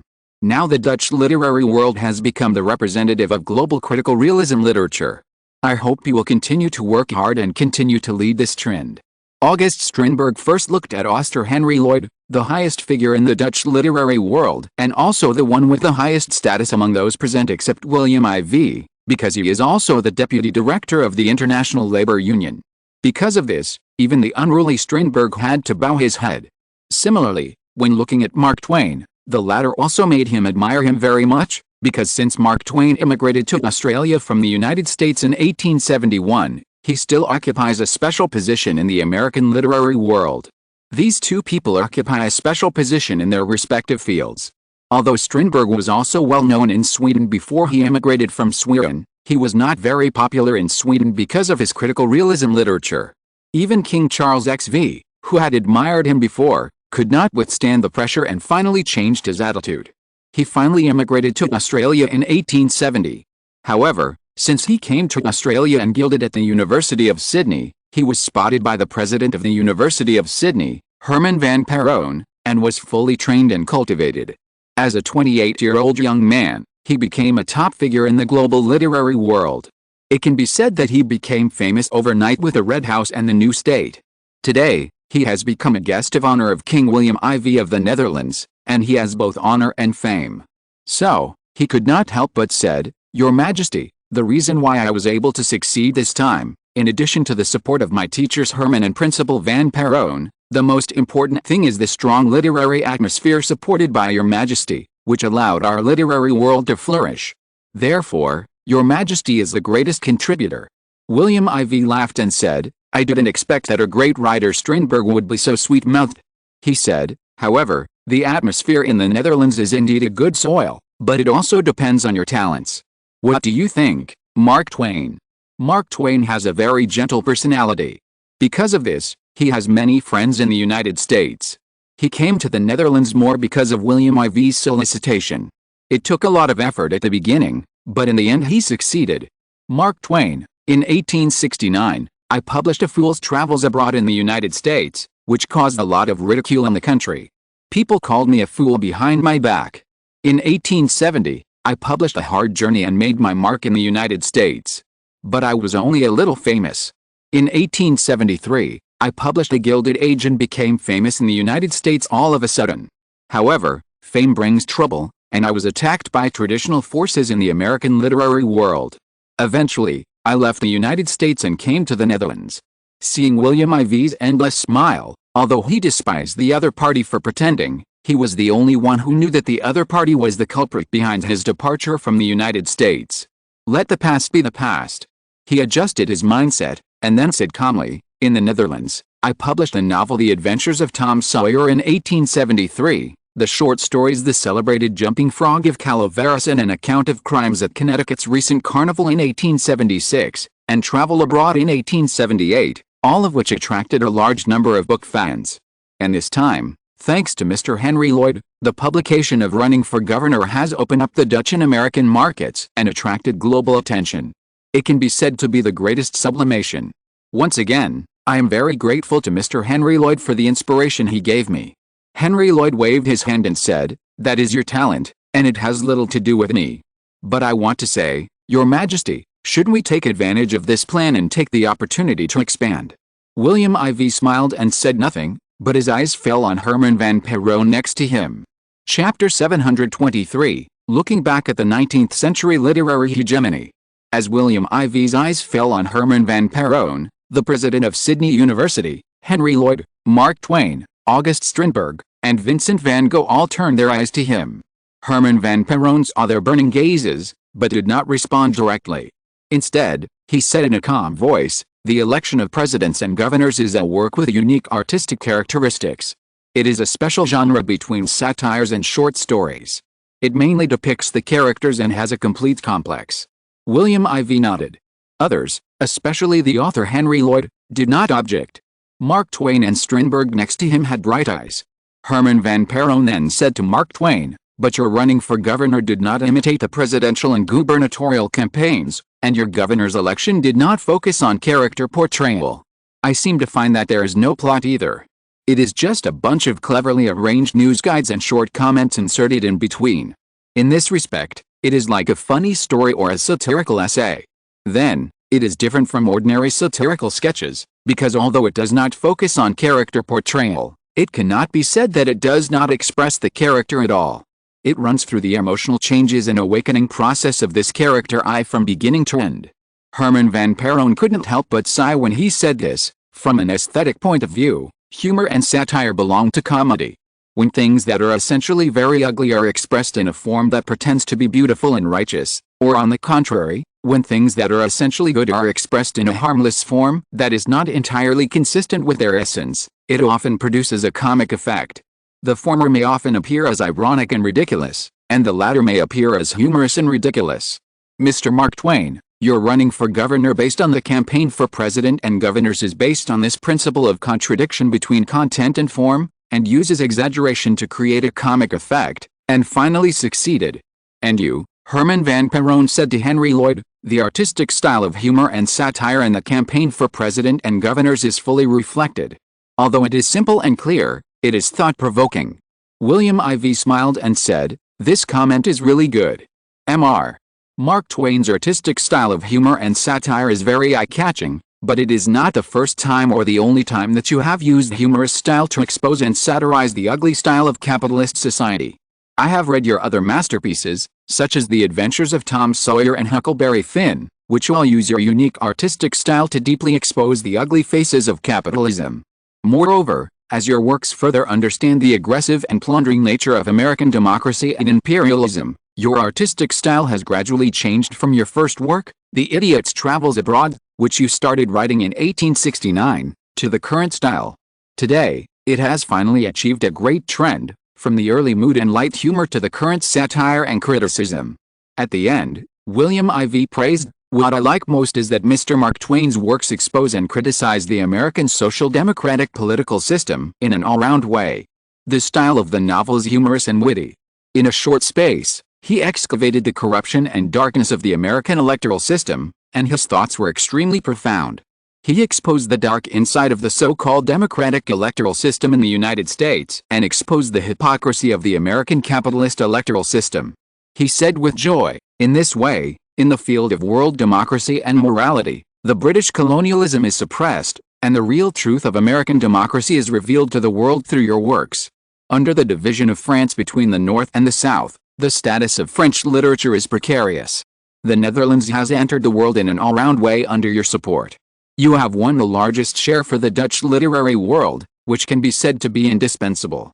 Herman van Perron said worriedly, "Your Majesty, the German Empire has lived a stable life in the past 10 years, and the literary world has been revived rapidly, especially Romantic literature. From Goethe to Goethe, German literature is a classical literature that developed along the path opened up by the Enlightenment. However, in the last century, an anti-Enlightenment thought trend appeared in German literature, which is the Romantic literary movement. Therefore, Germany occupies an extremely important position in classical literature and Romantic literature. In this regard, William IV naturally understood that what he said was right. In 1796, August Wilhelm Schlegel came to Jena. In 1798, he and his brother Friedrich Schlegel published A Temple of Athena in Berlin. With them as the core, a literary center began to form. In the past 80 years, it has been called early Romantic literature or Jena Romantic literature by the international literary world. In addition to this pair of brothers who are the leaders of Romantic literature, important German supporting writers such as Hölderlin, Tieck, and Wackenroth all developed literature in this way. Their basic tendency is to reminisce about the past and to attach importance to conversation and legend. In 1802, the early Romanticism gradually disintegrated. Napoleon's military occupation of some parts of the German Confederation made a large number of intellectuals enthusiastic about politics, and early Romantic writers, such as Friedrich Schlegel and Adam Miller, openly turned to anti-Dong in German politics. Even a large number of young Romantic writers, out of concern for the future of the nation, remembered the traditions of the people and democracy, and formed a new center in Heidelberg.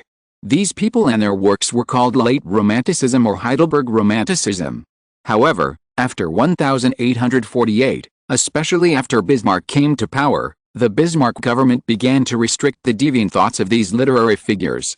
Henry Lloyd sighed, after the German Confederation was unified by William I and Bismarck in the 1870s, German literature showed anti-democratic tendencies and developed into conservative literature that openly defended Prussia and a chauvinist literature that promoted the Germanic spirit. Goebbels' poems praised Prussia's achievements in unifying Germany. Don's The Roman War in 1876, the year before last, promoted the reactionary theory that the Germans were a superior race. Not bad, Hermann van Peron said sarcastically. During the period when William I and Bismarck ruled the German Empire, there was another strange phenomenon in the German literary world. The so-called great writers recognized by the public did not have much achievement in art. Goebel was hailed as a great poet, but his poems were purely clumsy imitations of classical poetry.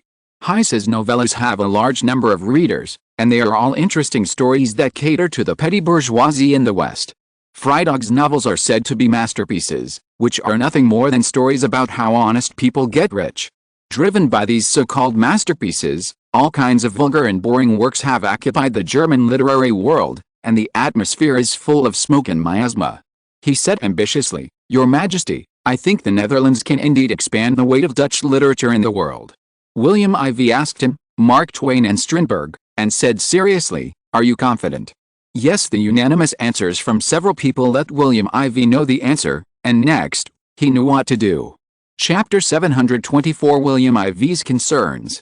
Inside the Royal Palace of the Netherlands, Herman van Peron, the president of the University of Sydney, was sitting in front of William IV with Henry Lloyd, Mark Twain, August Strindberg, and Vincent van Gogh. With the discussion between these Dutch literary masters and William IV, the future development of the Dutch literary world was gradually determined. The aroma of tea filled the room. William IV sat in front of several people, and the chief of the Royal Guards, Iruto, immediately asked someone to pour tea. William IV leaned back in his chair, tapped the table, and pondered. The strength of the Dutch literary world is definitely not enough to have a few famous literary figures. Whether the Dutch culture is strong or not depends on being strong in all aspects. Having literary masters is only one of them. It also requires various other auxiliary channels to spread the charm and attraction of Dutch culture in order to absorb people from all over the world. Of course, the most important thing is to show the positive image and charm of the Netherlands, attract talents from all countries to immigrate to the Netherlands, etc., so that it can be called a strong country.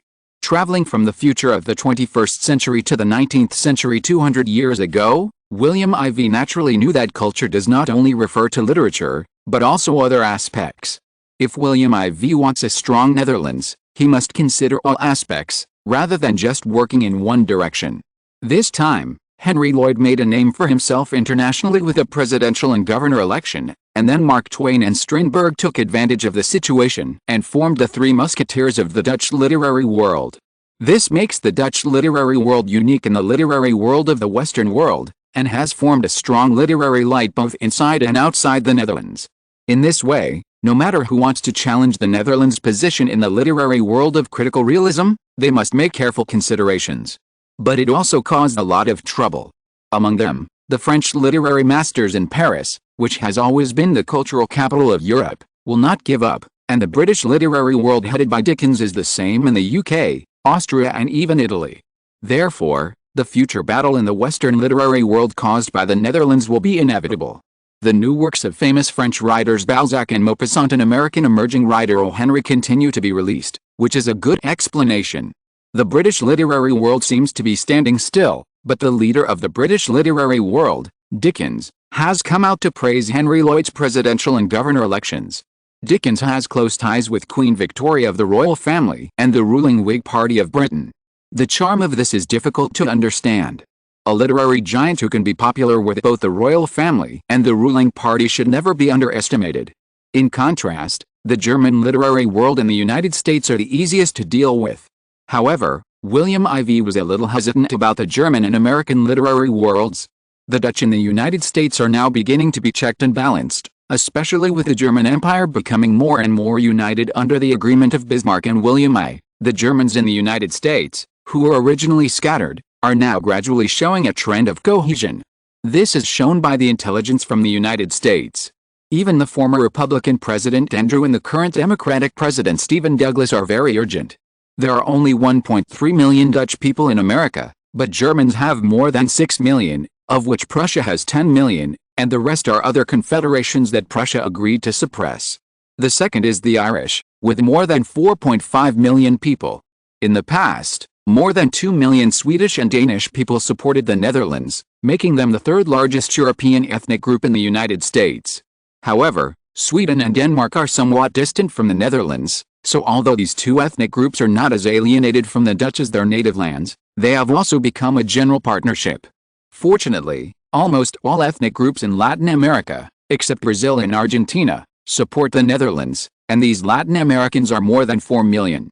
In addition, Africans also support the rule of the Dutch, which makes the Germans dare not act rashly. However, as the influence of the Germans grows, perhaps in the near future, the status of the Dutch in America will be shaken.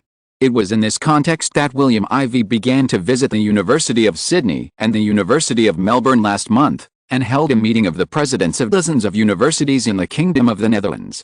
Naturally, he would not be idle. His purpose was to start advocating that Dutch universities should fully promote the plan of spreading Dutch culture to all parts of the world. After this plan, Henry Lloyd, the honorary president of Sydney University, published a presidential and governor campaign to take the lead. Then, Mark Twain, the dean of the Faculty of Arts at the University of Melbourne, and Strindberg, the literary tutor at the University of Sydney, took the opportunity to expand their territory. The three of them have received a lot of coverage in the newspapers controlled by the Dutch, and have become household names in the United States. In particular, Mark Twain originally had some reputation in the United States, and now it is getting louder and louder. It can be said that the Netherlands began to make great strides in the American literary world. Some people say that the Netherlands can use its advance army to expand its territory in South America and annex the people, but it is not a simple matter to annex such a large area. South America was able to drive out the colonial country of Spain more than 50 years ago. If the Netherlands wants to become the next Spain, then the entire South America will become an anti-Dutch front regardless of you or me. Peru, Ecuador, Colombia and even southern Chile, which used to be pro-Dutch, are no longer stepping stones for the Netherlands to land in South America, but are the Pacific front of anti-Dutch. The shadow caused by Spain is likely to make South American countries prefer to believe in the Brazilian Empire and resist the Netherlands to the end. Although this kind of resistance seems weak, who knows how long the willpower can last. If South America becomes an anti-Dutch base, then the efforts of the Netherlands to challenge Britain will be in vain, and even Britain will take the opportunity to compress the Netherlands' sphere of influence in both the Indian Ocean and the Pacific Ocean, which is not worth the loss. Therefore, if William IV conquers by force, he will inevitably encounter a lot of resistance. Don't think that the Netherlands' current weapons are among the most advanced in the world and can suppress everyone. The power of advanced weapons is self-evident, but advanced weapons are not omnipotent. If that were the case, the millet plus rifle of the future Far East powers would not win the final victory. The United States, France and other countries would not withdraw their troops after the defeat of North and South Vietnam. After all, advanced firearms and warships cannot kill everyone, let alone change the will of netizens. The only thing that can change the will of the people is thought, which is a bullet. At present, there are only 15 million white people in the far east of the Netherlands, including 13 million Dutch. After years of hard work, there are only 7 million indigenous people and black people in Southeast Asia and Australia, accounting for 1/3 of the Far East, while Africa has nearly 10 million black people and indigenous people. The land is vast and the population is sparse, and greed can't chew more. This time, I am William IV's biggest concern. Territory is one of the biggest sources of comprehensive strength in the future, but the current Netherlands is difficult to maintain, so it is not the most important thing. The people's hearts at home and abroad are the most important. Chapter 725, the Dutch title is not easy to obtain. Nowadays, the Dutch are developing rapidly, but South America is rich in materials due to many small wars. It has become a supplier of raw materials for the Netherlands. If the Netherlands takes the opportunity to expand its territory, it will lose its moral integrity. The alliance system established by William IV will be dissolved instantly. At that time, the Netherlands will only be isolated in the Pacific Ocean, so it will suffer huge losses. If it continues to expand blindly, it will be bad. By the way, what do you think about South America? William IV asked Herman van Perron, although he was a little undecided. Your Majesty, we should take it slow for South America, Herman van Perron said after thinking for a moment. William IV took a sip of tea, so he continued. Herman van Perron said, Your Majesty is very clear about the internal situation of our great Netherlands. Whether it is military strength or economic situation, we will not be allowed to fall into the quagmire of a long-term war. Secondly, in the surrounding areas, the British colonies of Malaya, Burma, Bengal, India, etc. in the northwest are rampant in the northwest, and the Spanish colonies of the Philippines in the northeast are also gradually growing. Although they are not close to us, there is still a threat. The big country in the Far East is getting weaker, but the tiger's teeth are still there. Both parties in the United States and the East have shown anti-Dutch tendencies. At present, Britain is the common enemy of both parties, so it has been suppressed for the time being, but the two parties in the United States have been testing us.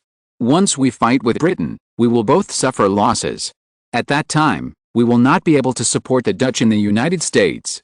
These other ethnic groups in the United States will definitely launch a large-scale attack on the Dutch in the United States, so we have to guard against it. Herman van Perron continued. Henry Lloyd, Mark Twain, August Strindberg, and Vincent van Gogh sat down immediately after hearing this. Obviously, it was the first time they heard such current events in front of William IV. They were all smart people. King William IV had them listen in, so there must be a deep meaning behind it. Seeing this, King William IV nodded slightly and sighed. The British Empire is definitely the biggest rival of the Netherlands. No matter what happens in the Netherlands, the border troops defending against Britain must not mobilize a single soldier, especially in Sumatra and Java, which are the frontline areas near the Strait of Malacca. It is currently the most important strategic fortress in the far east of the Kingdom of the Netherlands.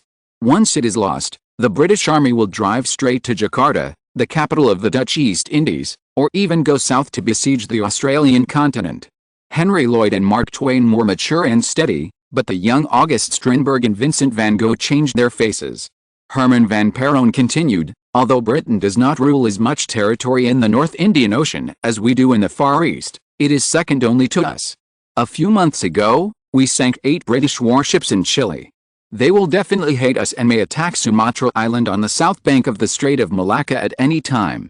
Of course, we took advantage of the prison incident last time and secretly occupied the Nicobar Islands south of the western exit of the Strait of Malacca. Now Britain has strengthened its defenses in the Andaman Islands in the north. It is said that the Andaman Islands have almost become the third largest port for British warships in the Indian Ocean after Mumbai and Ceylon, Sri Lanka, with more than 20 large and small warships. At present, Britain has an ambiguous relationship with the Second French Empire, so Britain is also supporting the French army in South Vietnam. The French army is the same, but their strength is slightly weaker, and the internal situation is complicated. Perhaps they dare not continue to launch invasions around the Kingdom of Siam, but they can't help but make some conspiracies. In addition, the dispute between the Kingdom of Siam and Britain in Indochina has not yet stabilized. If Britain and France cooperate to make trouble around the Kingdom of Siam, it will definitely affect our interests in the Kingdom of Siam. A single move can affect the entire body. Britain is currently using its relationship with Germany to ease the relationship between Germany and the Netherlands and stabilize Germany to help us, while France has not changed its evil intentions. Britain only needs a bone to make it kneel and lick Britain like a wolf dog, especially when Britain promises to help Napoleon III suppress the French Third Republic in southern France. Napoleon III will naturally submit obediently. At this time, a large net will be formed around the Netherlands. The Netherlands is caught in a situation of being besieged on all sides.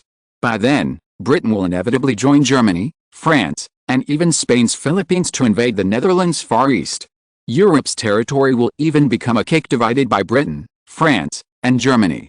Faced with such a situation, we can only take our time in South America, and we cannot send troops to conquer the other side. Herman van Peron continued, "We have migrated to the Far East for so long, and I have also read a military book from an ancient great country in the Far East. It is a very far-sighted and useful strategic book, and is accompanied by anecdotes. I remember a sentence in it that goes like this: the best strategy is to attack the enemy's plans, the next best is to attack their alliances, the next best is to attack their troops, and the worst is to attack their cities. Attacking cities is the last resort." Herman van Peron was a little thirsty as he spoke. He picked up the teacup and took a sip of tea before continuing, "Now we, the Netherlands, have formed a five-nation coalition in South America, and our troops have already established a firm foothold in South America. Of course, it was Colombia, Ecuador, Peru, and Bolivia that invited and agreed to our deployment of 10,000 Dutch soldiers. This is the effect of our occupying the moral high ground. Now Argentina intends to use Britain's support to strengthen itself in South America, which has violated the reverse scale of other small and medium-sized countries in South America. The Netherlands has benefited a lot from this, and Brazil is ambiguous with us, while the situation in Paraguay and Uruguay has also allowed Germany to get involved. Obviously, this will allow me to have more chips in my hand." Strindberg couldn't help asking, "What does President Van Peron mean by this?" The others also looked over, full of questions. The first step is that German Chancellor Bismarck is famous for not doing anything without profit. He actually persuaded William I to let Crown Prince Frederick visit Paraguay, and even visited Uruguay before that. Obviously, his target has been locked on these two parties. Before the visit, he flirted with Britain in the Northwest Indian Ocean military exercise, and after the visit, he came to Melbourne, the Netherlands, to meet with His Majesty on behalf of William I. Obviously, he is trying to eat at both ends of the table, and the fisherman gets the benefit, and the benefit is in South America. Hearing this, several people couldn't help but look at William IV, but what shocked them was that His Majesty William IV did not object, but his smile was slightly restrained. No objection. Does it mean that this guess is correct? To be honest, William IV raised his eyebrows, and then smiled bitterly and said, "Bismarck's eyes are on Paraguay, but his goal is actually Uruguay, but I don't know how to destroy Bismarck's conspiracy." Sure enough, Herman van Peron's guess was correct. Herman van Peron smiled and said, "Since Bismarck used such a conspiracy to calculate that the thing was already in his pocket, why did he waste time making friends with us in Britain?" He smiled and said, "Everyone, what Germany wants is not to take Uruguay by force, but to take it without the disgust of the South American countries and us in Britain. We even want it to be said that it was Britain and the Netherlands that let Germany take over, so that Argentina and Brazil will blame Britain and the Netherlands, not them for taking it." William IV's eyes lit up when he heard this, and the others understood what he meant. Their first impression of Bismarck's idea was that it was too arrogant. Herman van Peron finally said, "So, the direction of our counterattack is that Germany is Britain's biggest opponent. Your Majesty, I suggest that we take advantage of the popularity of literature in America to promote our culture to South America. Not only novels and literature, but also paintings and other literature should be developed there." Finally, he stared at Strindberg, and after the latter became a little restless, he smiled and said, "We can put high-end goods such as dramas and plays headed by Strindberg in South America, raise the status of the Netherlands, and finally establish the Netherlands as the favorite source of cultural communication for South Americans." William IV nodded and said, This is indeed a good suggestion. After he said that, he looked at Henry Lloyd, Mark Twain, August Strindberg, and Vincent van Gogh next to him and said, "Did everyone hear what Principal Van Perron said just now?" Several people suppressed their inner excitement and nodded hurriedly. By now, they already knew why they were here. Spread Dutch culture to countries around the world, and let countries around the world immerse themselves in the charm of Dutch culture under the cultural attack of the Netherlands. William Ivey ordered, Mr. Henry X, you think you can continue to create literature with criticism? Last time, the object of your creation was America, so the next time it should be Britain. In short, I just want anti-aristocratic, anti-asset, anti-royal, etc. to appear in Britain, and then the values of Britain will be confused. Can you do it? If you complete it, then within 10 years, I can decide to give you a lordship. As William Ivey finished speaking, the other people took a breath of cold air. They all looked at Henry Lloyd. Henry Lloyd said excitedly without saying a word, "Your Honorable Order." William Ivey smiled and nodded, then looked at Mark Twain next to him. The latter had been suppressed by the lordship and the title and almost lost his breath. Seeing William Ivey looking at him, he suddenly got a sense of urgency, and the 44-year-old immediately showed the expression of a primary school student facing a teacher. Sure enough, personal interests are always the most inspiring. The title is even more so for those who cherish their reputation as feathers. William Ivey did not waste time and ordered, Mr. Mark Twain, the literary atmosphere in the United States and America will be handed over to you in the future.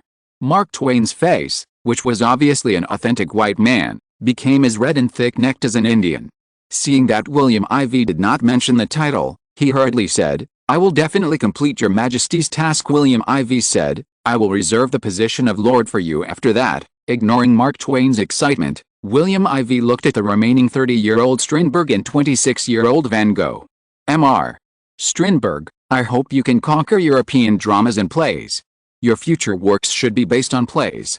If you can accomplish this task, the position of Lord belongs to you. After that, he said to Van Gogh next to him, since the last century, the Netherlands has not had a master in the European painting world for a long time. I am optimistic about you and hope you will not let me down. End of this chapter. Thank you very much for reaching the end. Don't forget to like. Looking for more exclusive content and immediate access? Subscribe to our Patreon. Remember, every like, subscription, or donation encourages us to continue. Thanks to everyone. See you in the next video.